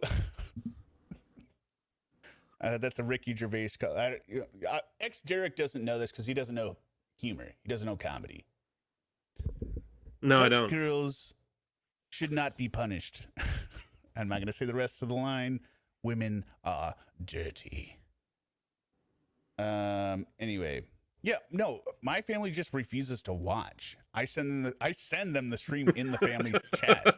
They don't even have to search for it. They just have to click on it. They won't do it. Maybe yes, because I think they think we're somehow glorifying these people, but then also you're not supposed to make fun of other people because everyone is made in God's image. And I'm like, some people though, we're not this one. There's predestination. This is my counter argument. There's predestination, Calvinist, which we were raised at. So some people ain't in the group. Sarah, no. Lorne, no. They're not. They're not part of the elect. Well, no, it's not elected. Well, I mean, Okay, let's not go into We're it. not going to go into philosophical discussions here. We're just going to get through the rest. Judge Dean, so I have to continue taking former husband's abuse, neglect, unlawful actions, cruel comments, and hate until my trial, when it happens? However long that will be now, considering my attorney has withdrawn from my case and no date of trial is known or will be for an undetermined amount of time? How much more hate and disrespect will former husband encourage my son to keep lying and overall being mean to me, his mother? Former husband is teaching and reflecting a terrible example of how women can and should be treated. Nonetheless, the mother of his child. This is egregious and wrong. Please read my prior motion for case management hearing I sent 6/28/23 with no response to date. I'm requesting yen, please, to schedule. It is fair and there are too many topics to be discussed, including my attorney, to write, and I only have one pen.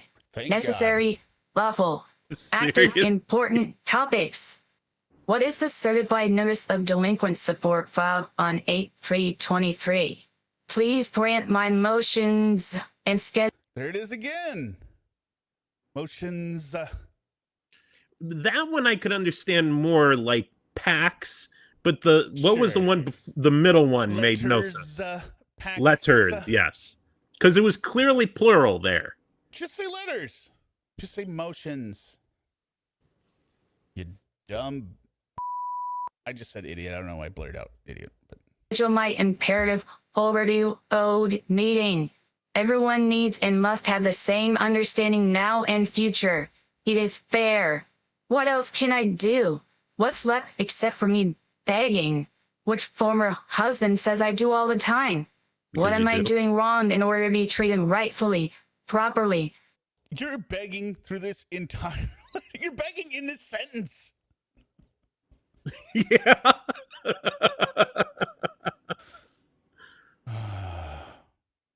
Ethically correct in order to finally receive your judicial assistance. How I am and have been and will be treated by former husband Brian C. Boone is unfair, malicious, and wrong, and should not be in any way allowed to continue. Stop. Please see. Please listen. Please help. Judge Dean, what She's was a the lunatic. reason for your comment made in your courtroom about former husband violating my constitutional rights? If you're not going to help or uphold said rights and lawfully allow me to use, what's the point? What do I even have? You know I do in order for you to remark and see they are being violated. 9/19/22. Please schedule. It is my right. It is fair. Sincerely, Sarah Boone. Please send a copy of this letter so I know it was received and will serve as my receipt. Oh my God. Yeah. Oh Lord, that is crazy. So I'm going to try and see if I can get more letters on it. But here, let's listen to this Norm Macdonald. So this skit, again, it's black humor, but it's pretty funny. Norm Macdonald is playing Jordan Vandersloot, who has killed Natalie Holloway, and Adam Carolla is his friend down in Bermuda. Yeah, Vandersloot talked to one of his buddies and said hey man, eat your boat. We need to drown this girl. This was the hypothesis, Right. And I guess. And let me do present so that we can get your. 1 second. Here we go. Talked to one of his buddies and said hey man, eat your boat. We need to drown this girl. This was the hypothesis, Right. And I guess this is the conversation they had. It's already funny. Hello? Dowry, is this you? Hey, Vandersloot, what's happening? Hey, I'm What's wrong? okay. I got it right. I got the characters right. But go Yeah. ahead. Listen, buddy, I'm in some trouble, man. What's up? I'm calling you from a payphone. I realize it's year 2006. What do you need, to borrow some money or something? What happened to that cell phone? Yeah, anyway, what do you need? You need to borrow 20 spot? Now, this is the thing, man. What'd you do, vomit on your shirt or something? You need a new shirt? No, I met a hot lady. All right. Yeah, down at the casino. Uh-huh. And I brought her to a remote section of the beach. You know how I work. Right. I know your M.O. Yeah. What do you need, a condom or a roofie or something? No, I already have those. I've already used those. Okay. The thing is, I mean, this girl wanted it bad. Yeah, cool. You know what do you need, a talking about? towel or something? Nah, that's not it. You remember that boat you had? What do you need, some water-soluble lube? No. Yeah, it's I know. over with. It was a hot. Okay. Yeah, awesome. Yeah, I got a boat. What of it? I was wondering if I could borrow it for a while. Why? What do you want me to do with the boat? Well, she may be she may be dead or in a coma. Right. And I was thinking we throw her in the chuck. Oh, so we toss her in the boat? And what, like drive her to a hospital?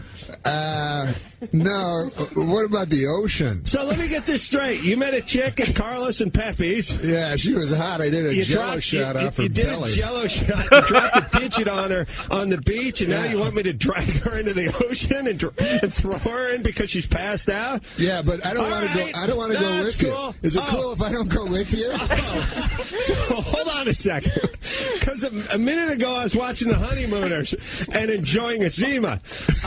Now you want me to get up, pop on the Hirachis, head down to the beach? Yeah. Are you going to help me load her onto the boat? No, I got to get home. Okay, so let me just digest this for a second. She may or may not be dead. She will be, though. Okay, but as of now, she may still have a pulse. Yeah, I can't tell. Okay, so you want me to swing by, but you won't be there, and then I should grab her and drag her across the sand, and then toss her onto my boat, and then drag her a couple kilometers off the shore, and then dump her in the ocean, and then go back home. And you're going to be where? And what you do with her before that's up to you. That was awesome. Yeah, it's pretty like Norm Macdonald is the best. I love him. So, I guess our next stream, if I can get the beekeeper stream edited one of these days, once I get that timeline figured out, that might be one of these. And Sumacum Loudmouth isn't familiar with Lorne, so I think we should do. I mean, one of my favorites, besides SMH, which we did, is obviously Chef Jeffrey. Oh, Jeffrey? Jeffrey. So good. Making Italian fucking sausages. And I think even the Tawd call, the part 2, where he loses his mind. Yes, I know exactly what you're talking about. When Tawd is in the room and she's like, "I don't want to date either of you." He's like, "Why'd you say that in front of me?" Yes. I know exactly what you're talking about. Oh, I respect that, Jamie. See, he's not even listening to you, Jamie.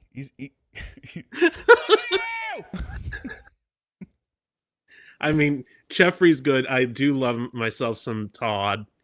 And Rod. All right, those calls, they're just gold. No, that was Rod? No, that wasn't Rod. I'm talking about Tawd.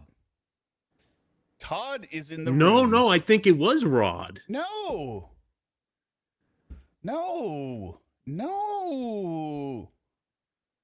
Hold on a sec. Maybe. ODL. I own a doghouse. No, it's Tawd part 2. I swear it is. I'm looking at it right now. Hold on a sec. Where is it? Oh, wait, this is... Because it starts with Rod, then it goes to Tawd. Oh my God, did I get it wrong? Is it Rod part 2? I think it's Rod. Is it 2 Rod, 2 Furious? It's 2 Rod, 2 Furious, yes. Hold on. Yeah, Chatterbait's right. God damn it. You're right. He's right. Don't doubt Chatterbait. Okay, what am I thinking of then? Like, yeah, no, what you're thinking about is Tawd, right.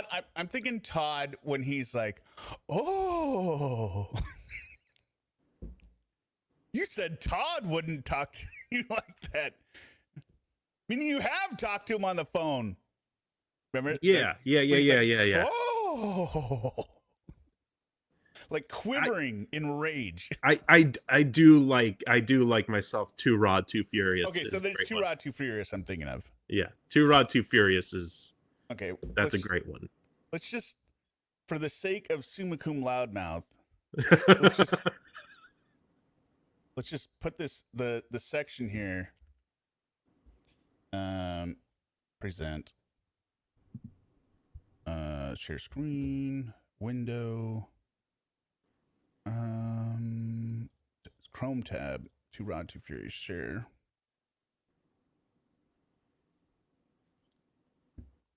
This is what Mary Jane does to your brain. You know what, Exopussy? You're right. Here we go. All right, so the setup here, for those who don't know, which I think is only maybe summa cum loudmouth,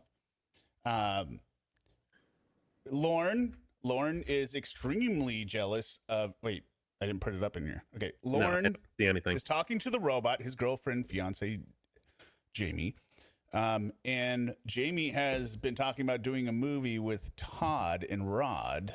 And Rod is Rod the nerd and Todd's the muscly guy?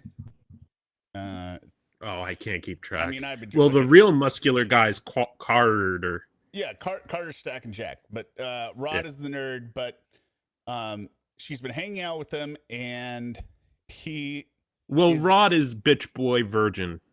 Yeah, he's very, very insecure and upset that Rod is hanging around with Jamie. Jamie is maintaining, because they're broken up, that she doesn't want to be with anyone. So now he's telling Jamie, you have to tell. You need to call Rod and tell him that, or you need to tell Rod that. So that's the setup. Hey, Jamie. Can you hear it? Hello? Very low. There we go. Go ahead, Jamie. There, yeah. Good. I have something to say.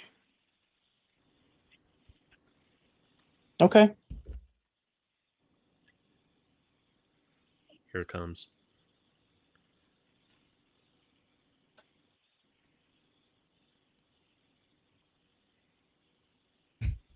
I don't want to be in a relationship at the moment. I don't want either of you as boyfriends. Well, Jamie, all I care about is your happiness, and that's Rod. I really don't want you to be with that guy because I think he's dangerous. So whatever makes you happy. You don't know. You don't fucking know me, you fucking freak.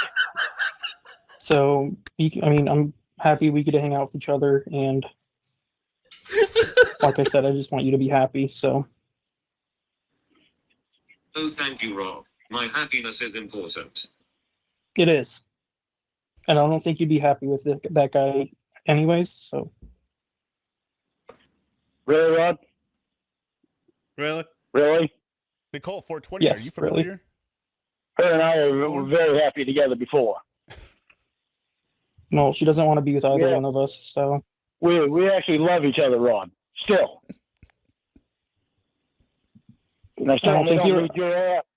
I certainly don't need your ass getting and telling me that I'm not going to take her away from you. She's not fucking yours, and she tried to tell you that before. Oh, well, she doesn't want either of us. Stupid to fucking listen. Nicole, 420. This is the greatest story that nobody knows. Yeah, I'm trying to become an apostle for this. Not only salvation through Jesus Christ, but Lorne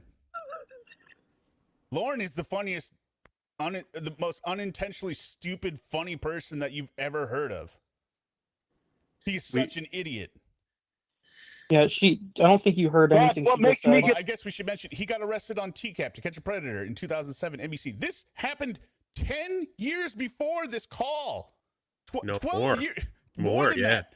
13 years. He already went to prison as being caught in a sting, and he still gets catfished by dozens of people. And he thinks he's Well, in the relationship. it's not dozens, it's like 5, but they play dozens of people. Right. But yeah, He so just right keeps here, falling she's for the same people. She's telling him, I don't want to date anyone. And he's saying, you're too stupid to know she doesn't want to date you, Rod. Get the fucking attitude because some dumbass like you is too stupid to listen to her telling you that she doesn't fucking want you for a boyfriend. See, Jamie, he didn't even listen. That's why I've gotten pissed. That is why I've gotten pissed. He hasn't even Because addressed you what you said. can't listen, Rod.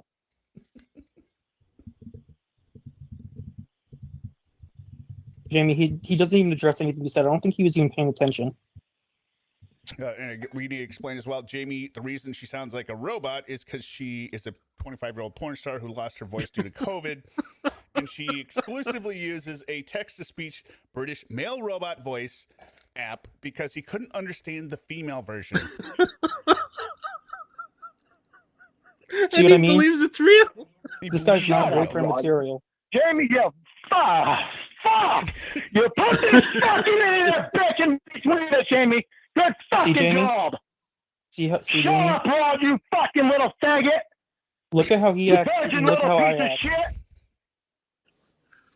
I just want you to be happy, Jamie.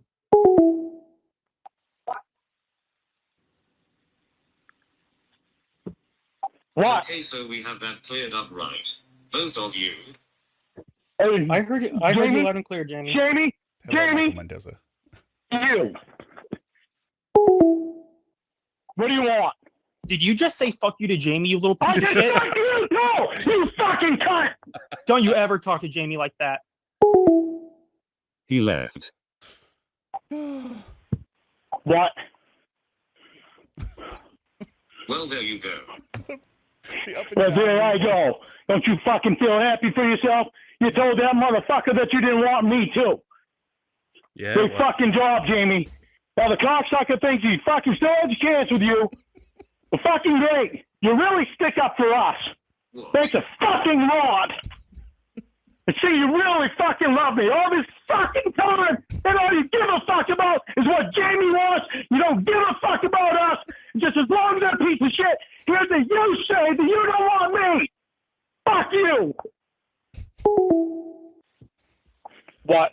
What is your problem? He loves this woman. Dearly. They were together for over 2 years. I did what you asked. No, you did not, Jamie. You made goddamn sure that that motherfucker heard you say that you didn't want me. You made sure of that. Then for that fucking piece of shit to run his mouth thinking that he's all fucking great and shit, well, this guy's no good for you, Jamie. You shouldn't be with him, Jamie. And you let him fucking say this shit. Regardless of how you feel for me, you still let this piece of shit from the internet say this shit to me. Octa's right. You see, Jamie, he's not mature enough to handle a He's not mature enough to handle a relationship, Jamie. I told Rod to leave. You mean to tell me that motherfucker's there with you at your house? What? That motherfucker is there with you at your house. No. Then how did you tell him to leave? You had him on the fucking phone. Well, I mean, he's watching football. He doesn't live in a basement. He lives in a beautiful trailer. So he inherited a trailer from his uncle, and then he bought off the land, and he changed it from this to this. Leave it on loop there. He's constantly upgrading. That's his not home. even the most recent picture. That's not even the most recent. It looks even worse. House. Yes, he's destroyed this house. I think I got the other one up here. Is it right here? Yeah. That's it. I don't know who that person you superimposed on there is. No, but... I didn't. This is from Reddit or whatever. Somebody superimposed. Oh, on there, someone did. Okay. He's got his kill shack in the back. The steel. The metal shed, which is what we talked about in the prior call. No, there's a newer one. Okay, well, this one has the window cut into it, which I believe made it the official metal shed. There's the carport he built that is collapsed. There's the front of the house that's missing the wall. And now he built a building behind the metal shed. Yeah. I think it's either the hooker walk or the baby track. It's a trash panda. Maybe the trash panda. The hooker run. The hooker run. The hooker run. Thank you. The hooker run. Chickens. Chicken house. It's chicken house. All right. I mean, we can keep this going or we can cut it off. Yeah. Again, spending more time with him, Jamie. With the posse. There you fucking go. But you're trying to fucking tell me that he wasn't there with you. With the posse. Yeah. Yeah. You can call me. You fucking bullshit. No fucking shit. You're fucking lying to me. He did. You're telling. Give me a call when you get that motherfucker out of your fucking life. What? I don't get it. I did what you wanted and I'm still being yelled at. Jamie, you didn't do what I asked you to fucking do. You had to make sure that he knew that you didn't want me. You had to make sure of that. So that way, he could still be around, still trying to fucking get you. I told him in person, face to face, Jamie, all the fucking time.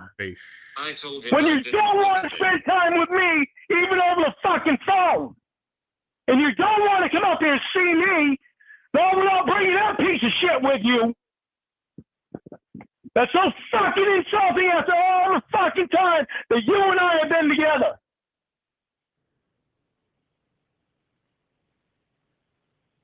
You're not thinking about me and you.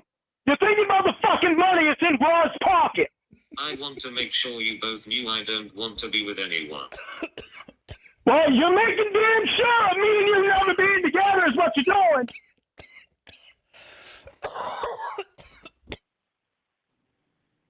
How fucking important is Ron to you, Jamie? He's a virgin bitch boy. Because like I told you right from the fucking start when you met that piece of shit, he's gonna cause problems for us. This is actually like a mid-level man. So this as important as that would He's not a good friend when he's trying to get you in your fucking pants. Okay, now he's getting towards it. All right. The pitch is going high. Eventually, all the fucking time, Jamie. He didn't do with the fucking porn business before he met you. That was his chance to be able to see a girl naked. And to be able to fucking get in a girl's pants.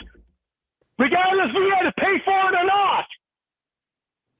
He's a fucking piece of shit. He acted a lot more mature over this news than you did. Class act. He did. Jamie? No, I'm so fucking tired of that shit. Hello. Here's something for you to think about. How fair have you been to me and ass?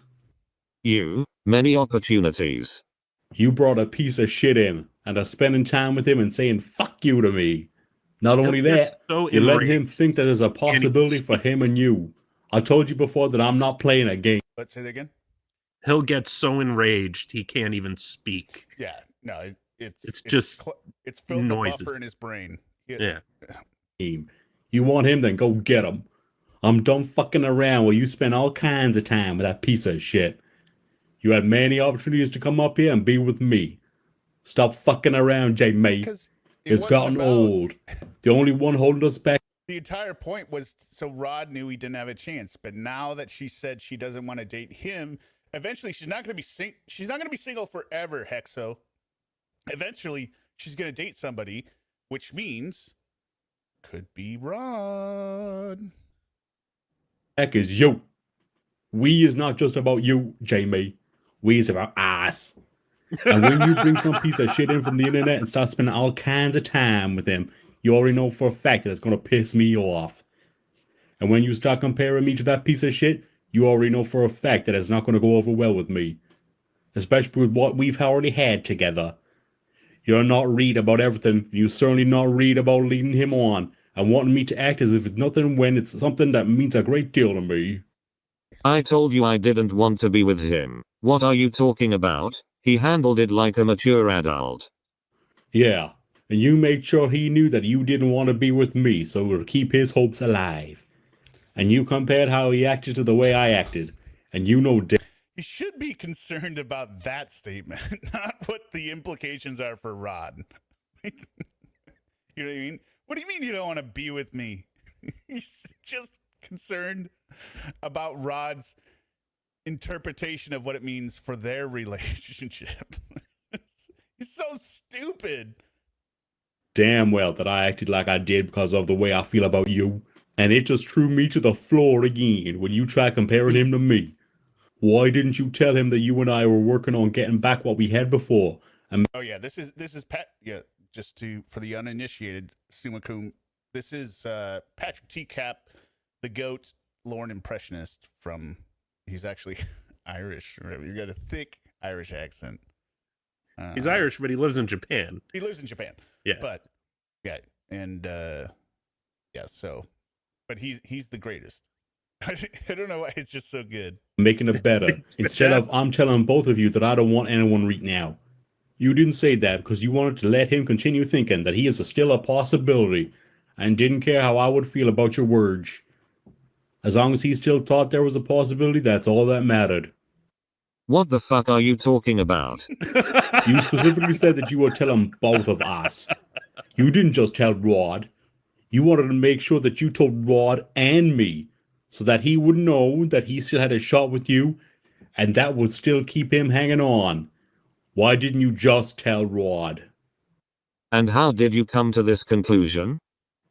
Because he holds the money that you want, Jamie. You are too wrapped up in money. You have let money get in the way of us being together. You have no faith in me being able to make enough money to support us. And you mentioned about Will and Maggie Joe saying that they will support you for the rest of your life. That is not the way to show someone how much they mean to you. Going through times together, good and bad, and staying together is the way to... I love Patrick's reading of that. Yeah, he's so good. Going through times together, good and bad. Good and bad. The way Lorne describes his life like a country. I'm going to back it up 10 seconds so you hear it again. to make enough money to support us. And you mentioned about Will and Maggie Joe. You're on the edge of cheating on me, Jamie. Saying that they will support you for the rest of your life. That is not the way to show someone how much they mean to you. Going through times together. And if it isn't obvious, this is the interior of his trailer with the ceiling falling down, all the exposed walls. These aren't AI creations. This is all Lorne. Real. Good and bad. And staying together is the way to show someone that they are the one you want to be with, regardless of anything. Looking for whoever has the most money is trying to put me down for anything I do doesn't make me or you happy. Us being able to be together is the only thing that will make us happy, because then we will only have us that we can depend on, and you and I together will never fail each other as a couple, face to face. Whatever, Lorne. Holy fuck. Me doing my job is me being obsessed with money. Give me a fucking break, Lorne. You having to keep that piece of shit hanging around and hanging on to hope is you being cautious to not lose money that you can make from him. You have put him in the way of us and told you from the time you met him it would happen. And here we are. I told him I didn't want to date him. Holy fuck, there is no winning with you. Enjoy your night, psychopath. Holy fuck, Jamie. You made sure you told him and me. What are you not understanding with that? No, I'm not joking. And, did I tell him, yes or no? No, nothing I've said is a joke about the facts of Lorne. It's truly worse than what we're describing. I think we're keeping it a little toned down so that it doesn't scare people off. Just to Nicole and Sumakum. So this is like, imagine you've never heard of Star Wars or the extended universe of Star Wars. And I just told you, hey, there's a guy named Luke and his dad is Darth Vader and they fight with lightsabers and they're out in space. That's the scratch on the depth of the universe that you're seeing right here. He put a None of your bullshit work. He put a desk fan on the ceiling. That was a ceiling on the ceiling? He did. It was a door. No, it was a little. No, there was a door, but he also put one of those little fans. He put it on the ceiling. Air conditioning? For a ceiling fan. Oh my god! And he put a wind chime next to it.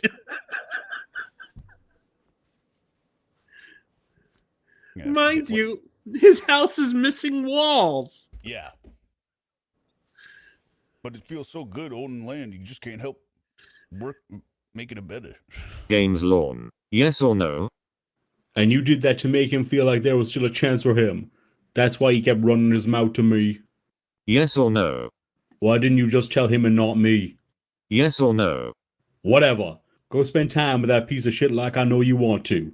He must be having convulsions by now being away from you for this long. Yes or no? You tell both of us, Jamie. Not just him. You had to make sure you included me when you said that for the sake of him. Yes or no? Stop dodging it. You're the only one dodging answering a simple yes or no. Yes or no, Lorne.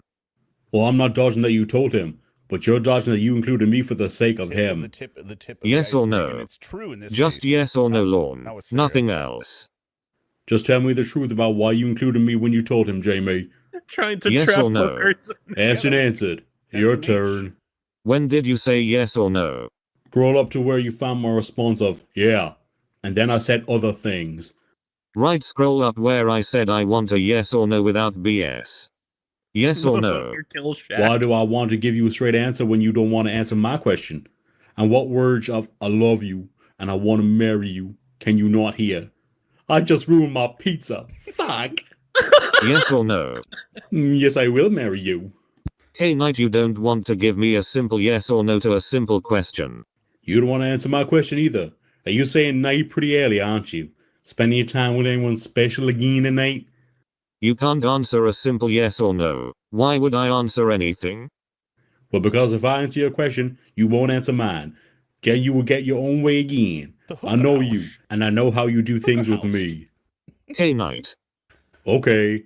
Have fun spending another night with that piece of shit. All right, and just to give you the full... So then after the Jamie catfish, which was like years into the catfishing, years into it, then he thought he was in contact with the original actress Casey Moreau from the TCAP sting and dating her. And then he began to send her... Like he was like, oh, we met before.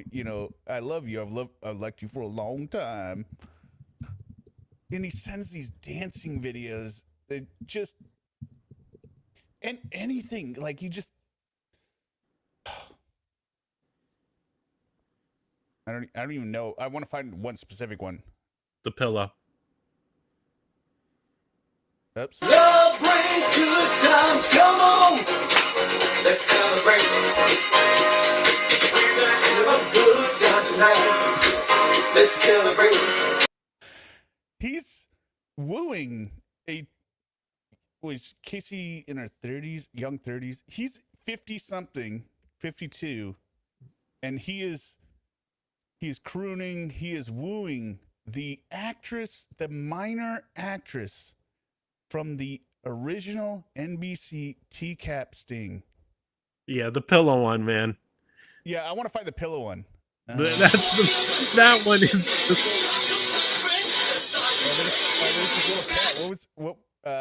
Minnie. You named it Minnie because of Minnie Mouse. Yes. Because it chases mice.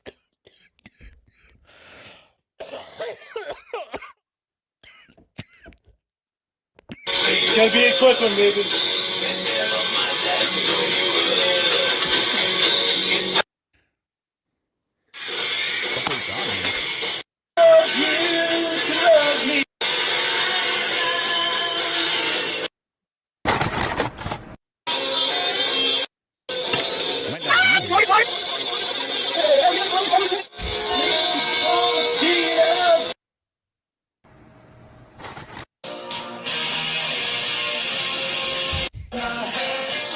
slow song. No. I know it's a slow song.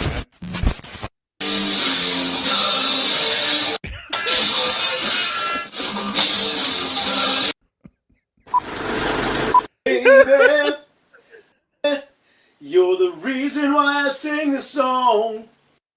Baby. He also thinks he's gonna become a country singer. There it is.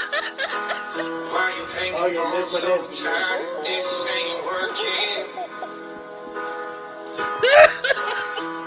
I don't know this all about. So good just to hurt me. Yeah, me too. Why you wanna stop this whole damn world from turning?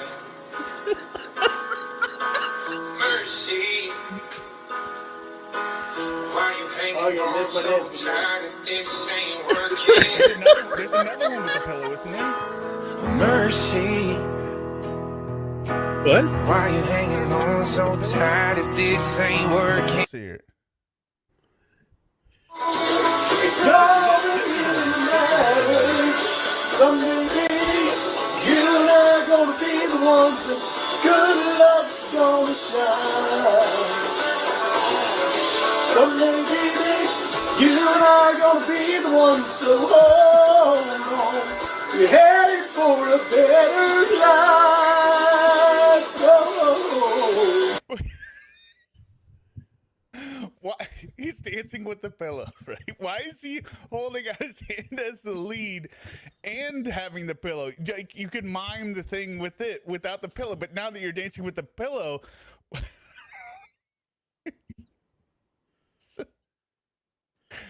he's so stupid.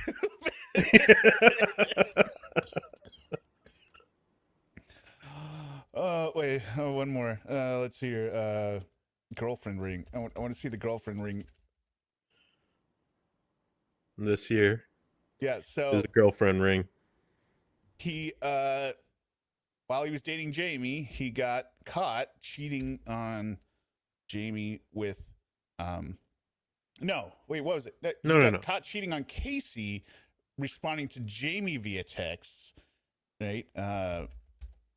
And here we go. Top one. Yeah. Can love you like that, I would make you my world, move heaven and earth. If you were my girl, I will give you my heart, be all that you need, show you you're everything that's precious to me. If you give me a chance, I can love you like that. Look at his hair. Okay, Nicole, Suma, how old do you think this man is?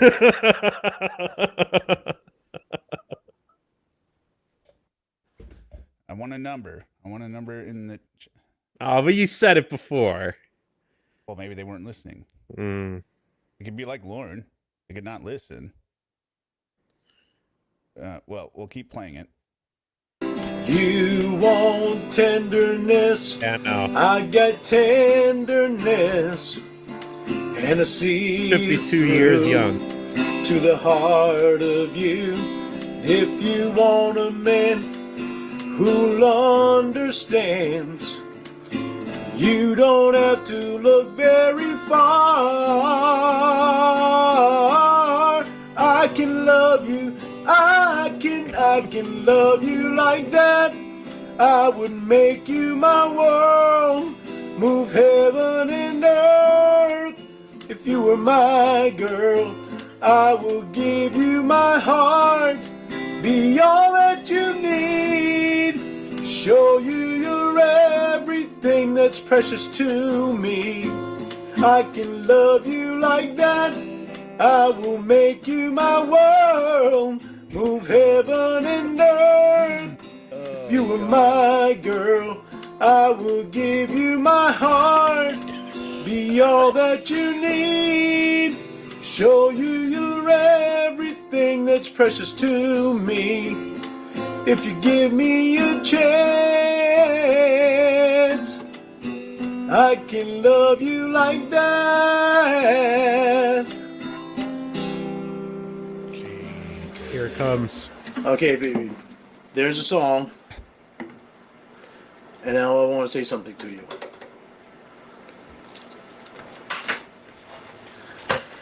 Remember, he just got caught sending sexually explicit messages to the robot by his current girlfriend that he's interested, not girlfriend, the person who's also he's a man, interested in, who is Casey Moreau, the actress from the TCAP sting. And this is his next move. That was an apology. That wasn't like he didn't say he got caught cheating. I'm sorry for screwing up and for breaking my promise to you. And I can promise that it's not going to happen again. And you can keep an eye on me all you want to. You should never make that promise. I was very confused, but I don't regret last night happening because of the fact that it helped me let go of her. And I don't regret anything about that. And I really want to fall in love with you. It's you that I want, and I've known that I've wanted you. So, I know you say you don't understand it, but I do. So, I'm asking you right now if you will be my girlfriend. And this right here is a 2-carat diamond sterling silver ring. It's a dinner ring, but I'm going to consider it a girlfriend ring. So I'm asking you if you will be my girlfriend. Mwah.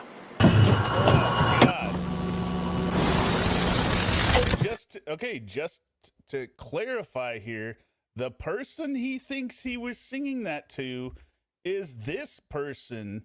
Wait. Oops. It's not up here. 1 second. Present. Share screen. Tab to catch it again.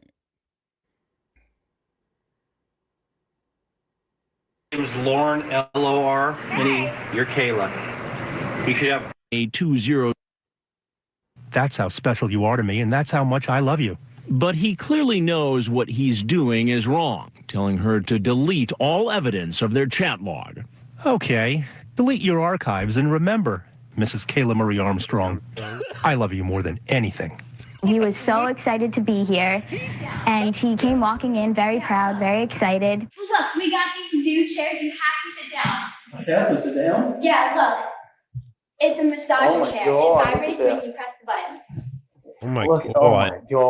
Yeah, flip the switches. Which one is it?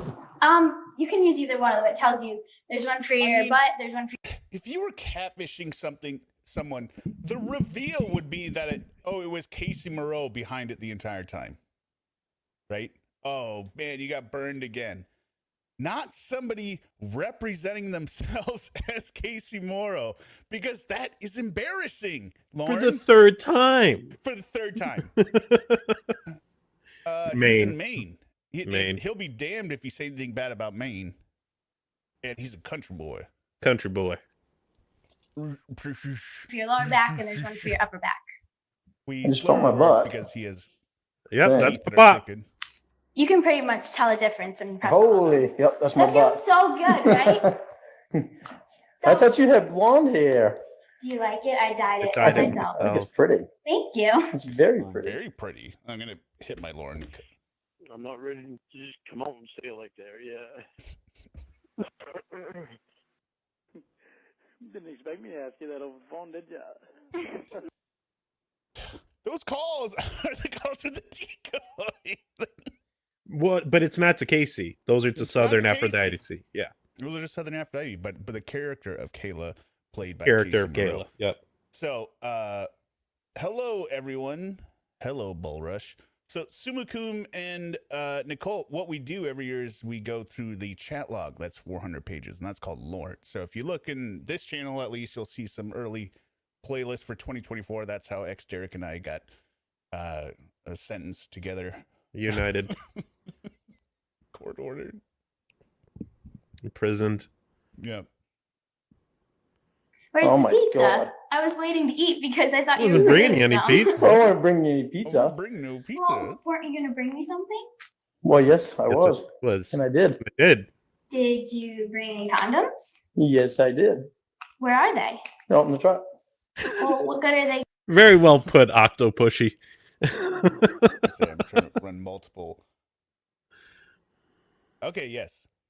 Yeah, this is Kayla. Come on, interact with me. Here, we'll do some. Give me a line and I'll respond to it. What do you like more, my penis or my balls? I don't know. Besides, I don't know. Your face. Besides my face. Your penis, I guess. What are you going to do in the truck if we're in here? Well, yell at me, why don't you? I haven't had a kiss yet. Oh, okay. Well, then what did you want to do? Well, I want a kiss first. And then what? Can I have a kiss first? Well, let's talk first. Push. We just got Push. here. Would you like me to go out in the truck and get my stuff? No, it's all right. No? You don't want your thing right now? Present I give you? Well, what is it? Well, I can't tell you. That wouldn't be much of a present if I told you. Well, you can go get it in a little bit or something. Okay. Okay. All right. Are you nervous? A little bit. A little bit, not as bad as what you thought you would be. Not as bad, but I still am kind of nervous. I'd rather like talk a little bit first and then like. So Lorne looks nervous. He's about to lose his virginity. Yes, he is. I'm more comfortable, you know? That's like cool. She does not look like she's cool. Not had the experience of men. She is very 13. in control of the situation. Yes. The way she described, I like to talk first. And he's thinking, oh, how many times has she done this? Good. I'm really glad. Well, she did date I me. like seeing you in person. Yeah, I like seeing you too. Whatever. Good. ExDerek. You know what? You got beat by I was her Lorne. first love. You got beat by Lorne, though. I was there first. You're the only person in universe that got beat by Lorne. So I don't know. I loved her first. And I believe that Kayla came back to me after it was all done. No, he has no idea how creepy he sounds. Or wait. Is Nicole referring to us? No, I don't think so. Maybe. But she might be. Unless, if you really have no idea what we're talking about, this is going to sound really creepy. Yeah, she doesn't know, but yeah, that's But- the chat log. What did you say right before that? I don't remember. I Whatever. can't remember. Okay. Not important. Oh no, I was saying Lorne defeated you. He stole Kayla from you. Oh, yeah. And I was saying that I believe that I actually reunited with Kayla after. Hello, Ben Aaron. Nice to see you in chat. First time catching a live, I think. You believe in the universe that they got. So, okay. Just want to understand. Headcanon. You're saying Headcanon. Lorne comes down, gets arrested on this night, hauled off. He goes on the TCAP Correct. special, right? Kayla's at home. She's distraught. Yep. Her boyfriend, her future husband, since she's Mrs. Kayla Marie Armstrong. Correct. Now she's back to just Kayla. More. I was gonna say Monroe, but Moore. Now she's just Kayla Marie Moore again. Dexter calls her up. Yep. Derek, not Dexter. Dexter's Not the cat. No. Derek calls her up. Hey, baby. Hey, baby. I saw your man on the TV today. Looks like he's going away for a long time. Like, do you want to go to the Sadie Hawkins dance with me? Even though Kayla would be asking, actually, for the Sadie Hawkins dance. Whatever. They go to the dance, and then he just sits by her, touches her knee, touches her hand. Oh, right? The knee's very spicy in Lorne's world, but okay. Right. But they're official. They're at the dance. This is their moment. right? And they ended up getting married. Yes. After falling in love as teenagers, they got married right outside of high school. She had 3 babies. And they lived happily ever after. Yes. We finished Sarah Boone. This is the extra. This is Lorne. Ben Aaron, if you want to watch the first part, is Sarah Boone. But we're just doing this outro. We should we can't do this all night though. No, we gotta end it. Yep. There it goes. Back in there again. Back again. See most of the stuff in the chat right now, guys, or to Sumakum and Nicole, I should say gals, you both, I believe, are females. Yeah, Lorne was so jealous of ex-boyfriend Derek, a 13-year-old boy. That's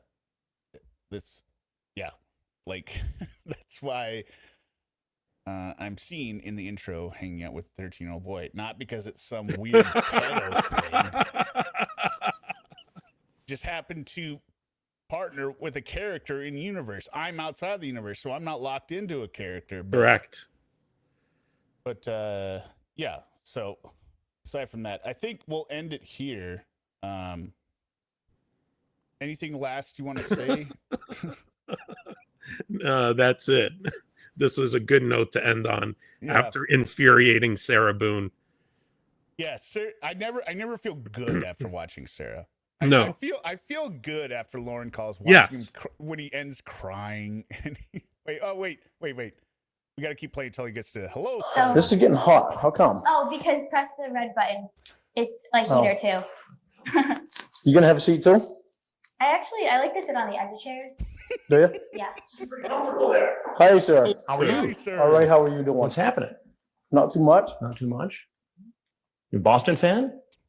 Yeah, actually, I don't even watch baseball. Oh, but it's a Boston cap. It's a Boston cap, yeah. So what are you up to tonight? Not a whole lot. I think that's a good stopping point. Not a whole lot. Well, this is the best part. Okay, Nicole wants us to keep playing it. Well, what? Wait, do you have to Not a drop whole off? lot? No. Do you have to go to bed? Well, I'll tell you, for the last I have to several go days, take you've been care of my pets. Do you have to take out your tampon? My pets. Oh. Okay, well, how about you drop down? I'll just finish out the stream and finish out this little video for Nicole here. Little video. This is like a 20-minute video. Well, Nicole's saying no. Finish it. We'll finish it. But Derek, if you have to drop down and take care of the pets, that's fine. All right, cool. And then I'll just run the outro after it. But yeah. Or else we'll see you next week if we have to drop off. All right. Okay. So here we go. Keep going. been up to a lot. You're a pretty prolific chatter there.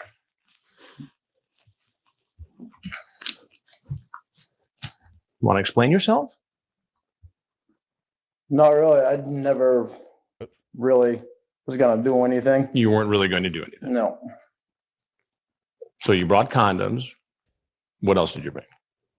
I brought her a bracelet. A bracelet. And she is how old? She's supposed to be 13. Supposed to be 13. And how old are you? 37. 37. You have kids? Today. No, unfortunately. Yeah. I've got nieces though. Nieces. That I think the world of. Now, you talk about your nieces in Never say, unfortunately, I don't have kids when you are at a TCAP sting on NBC. in the chat here. And you talk about how you like to spoil the nieces and how you would like to spoil this 13-year-old girl like you spoil your nieces. Yeah. Is this the way you spoil young women? No. Now, what's your name? This is what I was afraid of. What were you afraid of? Stupid move. What were you afraid of? Stupid move. Just because she was a nice girl and She was a nice girl. You still haven't told me your name, though. it's Lorne Lorne what? Armstrong Armstrong. And where do you live, Lorne? in Nashville now. Nashville. What do you do in Nashville? That's the other thing. This is on his 37th birthday. You cannot write this story. No one would believe this story. Actually, I work at a construction company. And what do you build? I just started last week. Building a Gym for a church. A gym for a church. Is that a good job? Yeah. Now, besides all this chat here, and we'll go through that in a minute, you also sent a whole bunch of pictures.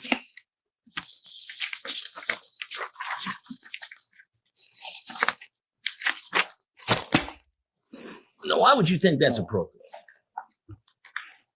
It's not. It's not. Those are all your pictures, right? Is that all you do in your spare time? No.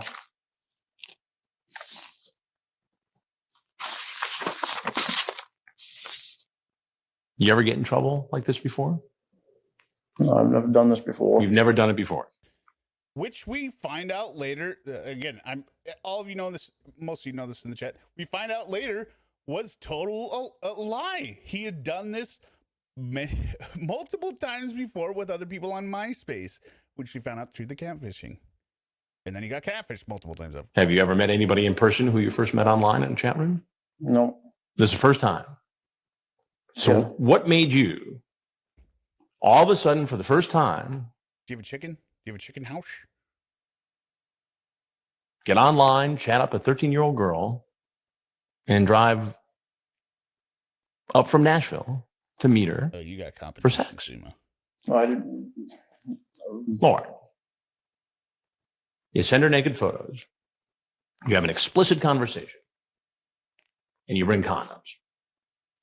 Now, What does these are that the add up to? motivations of Lorne. I know.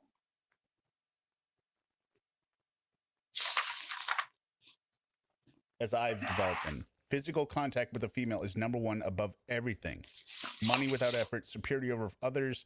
Staying out of prison, that's number 4. That did not develop until the second At first, time you seem he like went the behind bars. Good Samaritan, the protector. Don't tell me your last name. Don't ever tell anyone from the internet your last name, okay? Okay, why? Because there are some real weirdos on here sometimes, and they might try to go looking for you. So don't ever tell them your last name, your address, your phone number, the town you live in, or the school you go to. You're one of those weirdos.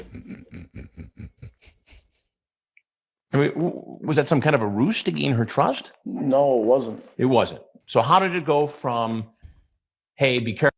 Yeah, I agree. I like JCS, and I like most of the threading videos, but on this channel, we're here to see the lighter side of crimes, mainly make fun of the truly stupid perpetrators, because I believe just as their victim is dead and will never come back, or whatever they've done, the people they've assaulted, etc., I believe the mockery should never end of these people.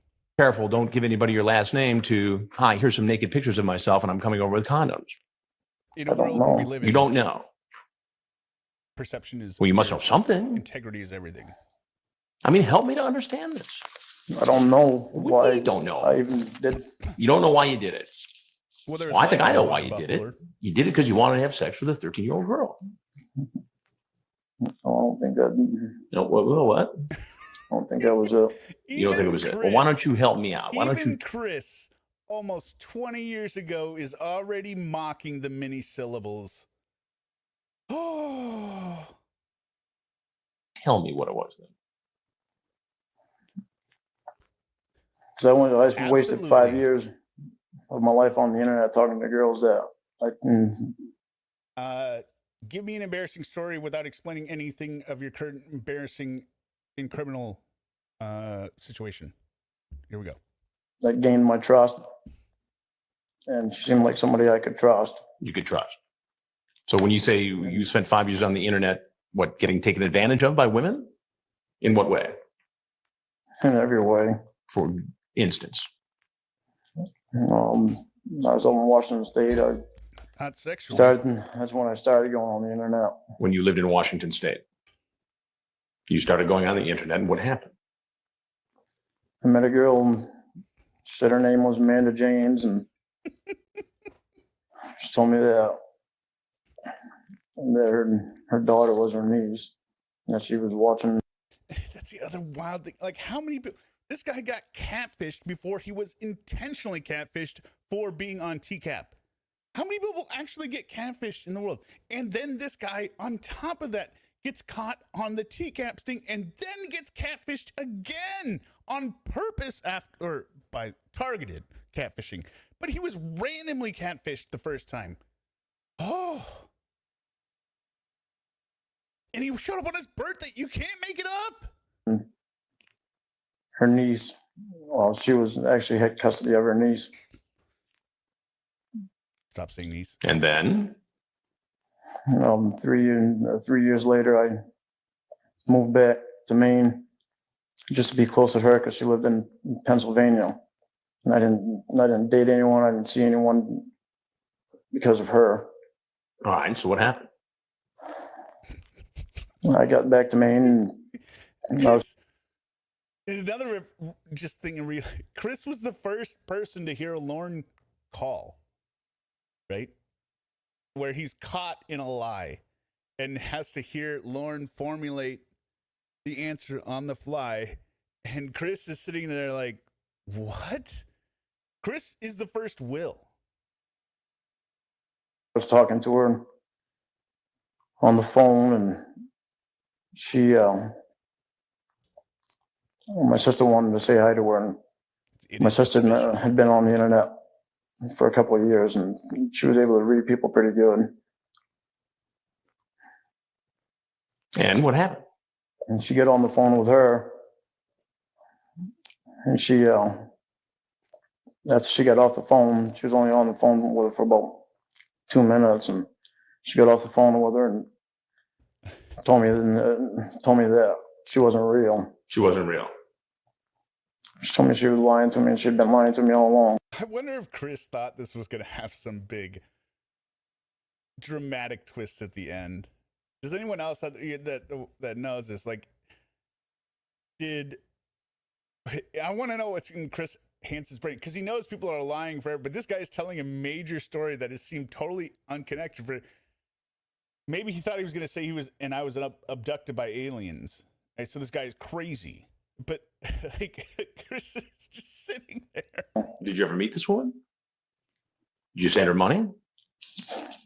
I need my Dr. Sent her Pepper. money. I sent her mouth. all kinds of Dale Earnhardt things. Dale Earnhardt things. Dale Earnhardt Jr. things. She was Dale. The race car driver. To Lorne. And so because you got taken advantage by a couple of women on the internet, you thought it was okay to take advantage of a 13-year-old girl on the internet. No, I didn't. You didn't? No. I'm very happy that you talked to me before talking to anyone else, though. This way, you'll be safe. That's what I meant, too. I don't know how. You don't know how what? I don't know how it lead to this. Well, here, let me take you down the road. This is how it went. You started with this, and then it goes to... Fortunately, we know now the reason that led to this. It's because he did some work for his sister, about $700 with his crew, and then he said, you just give me some mac and cheese, and she never gave the mac and cheese. And then he did the same thing with the heating oil for his other sibling and said, well, just make me some homemade meatballs. And he never got the meatballs. And then he went and bought $500 worth of Christmas presents for his nieces and nephews for one of his siblings. And he said, well, just make me, what was it? Mac and cheese, meatballs, deviled eggs. Make me some of your deviled eggs. Never got any mac and cheese, never got any meatballs, never got any deviled eggs. And so the natural next step after that is to go down, get online, and try to assault a minor. Dude, this is as thick as a telephone book, by the way, this chat. You started chatting with her when? Last month? So you've been chatting with this. And just so it's clear, I'm not being sarcastic or headcanon on that. That's what Lorne claimed on the video, Nicole and Suma. That's the big reveal he gave. Meatballs, deviled eggs, and mac and cheese. This young woman for a month. And so it starts with you being the protective older brother type. And we flip through dozens and dozens of pages here. And ultimately, it builds into a very sexually explicit conversation. Right? I wish I were sticking it in you right now.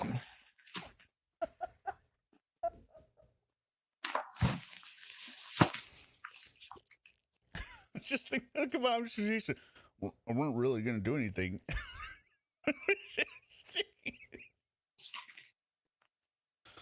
You tell her to delete her archives after we stop talking again, okay? Get her in trouble with parents. Why did you want her to delete her archives?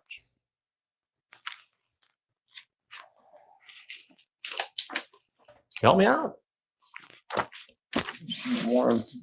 didn't want You didn't want to get in trouble. I didn't want her to get in trouble by her parents.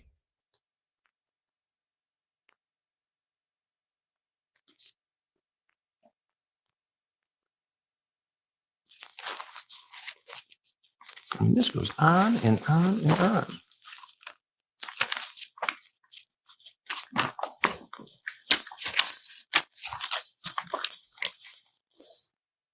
Do you think naughty thoughts about me before you go to sleep? It's a common tale. You talk about getting married to her. Getting married. She's 13. Huh? No, when she was 18. Whoa. What do you mean she was 18? She's gonna have sex with her till I meant when she was 18. You were going to marry her when she turned 18. But you're just going to have sex with her from the ages of 13 to 18 now. Are you excited about me or my penis? Wait a minute. Wait. Hey, why did Chris read the one? Did he ever say excited? He says anxious. He doesn't say excited. And if he did say excited one time, why did Chris use the one correct time he used the word? It's anxious. Are you anxious about seeing my penis? He doesn't ever say excited, does he? Come on, we got to get other people out here with the community. There's something wrong here. He's famous for saying anxious, not excited. Oh man, this is a scandal. Did you bring anything else with you tonight?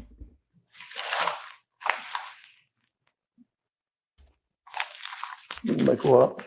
Like anything? Nope. Food, alcohol? Nope. So just the bracelet and the condoms? Nothing else?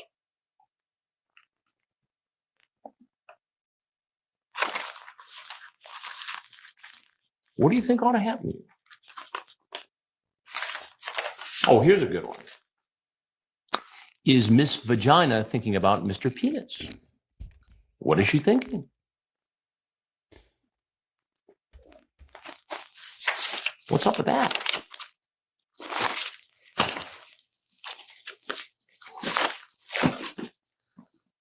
What do you think ought to happen to you?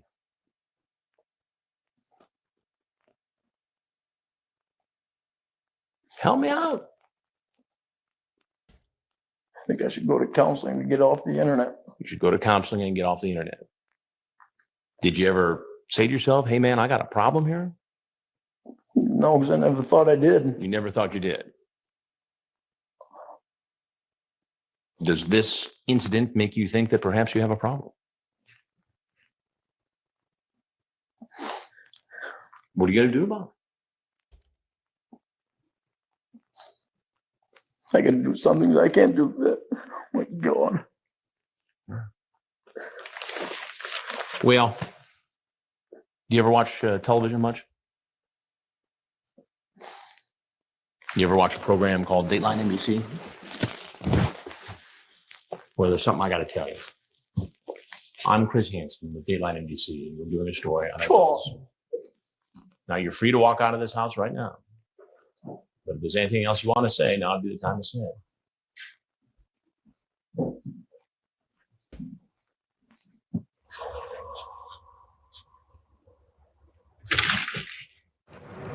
Sheriff's office, down! Get down!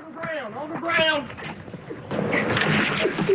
Hands behind your back. Put your hands behind your back. He's taken to the local police station where his car is searched. On Mr. Armstrong's truck, we found some condoms, a variety pack, plus some jewelry. And later, he's interviewed by law enforcement. I believe you transmitted quite a few photographs. I'd like it returning. All right, sir.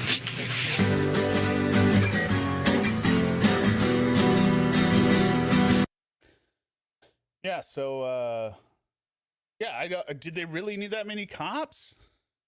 Let's hit some of these last SFX on Lorne. That's just a sniffle. Hey, the whole fucking conversation. Okay, I'm sort of kind of bored is a great place to start. I will agree with that, but with an asterisk. So because I'm a late comer to Lornography, I was in my own work world in different avenue on YouTube. I knew about TCAP when it came out on TV, but for some reason I got put back into the Mr. GG's videos on TCAP, and then somehow I decided to search YouTube for Lorne after I'd already been listening to Hanson versus Predator, Jeff Sokol and stuff. Like, I had listened to those multiple times. Search for Lorne Armstrong. Wes's video was the first one came up. And then after Wes's video, which hooked me, which was the Mother's Day rant with Debbie in 2020, where he's just losing his mind over Angelo getting the coffee for Debbie. Then I found I'm sort of kind of bored recap, but it precludes every part that I really enjoy that has come afterwards, because that storyline has been kind of scrambled by the multiverse.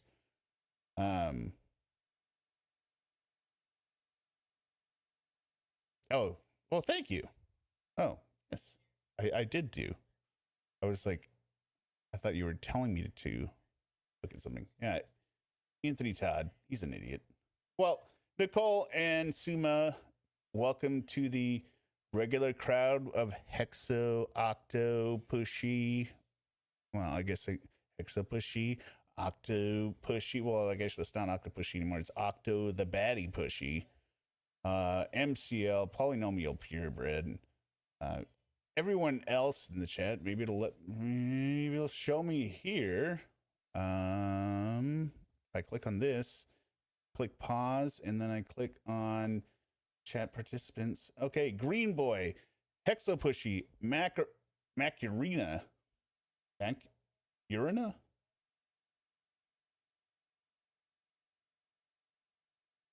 Hello, Macurina. Lots of dots there.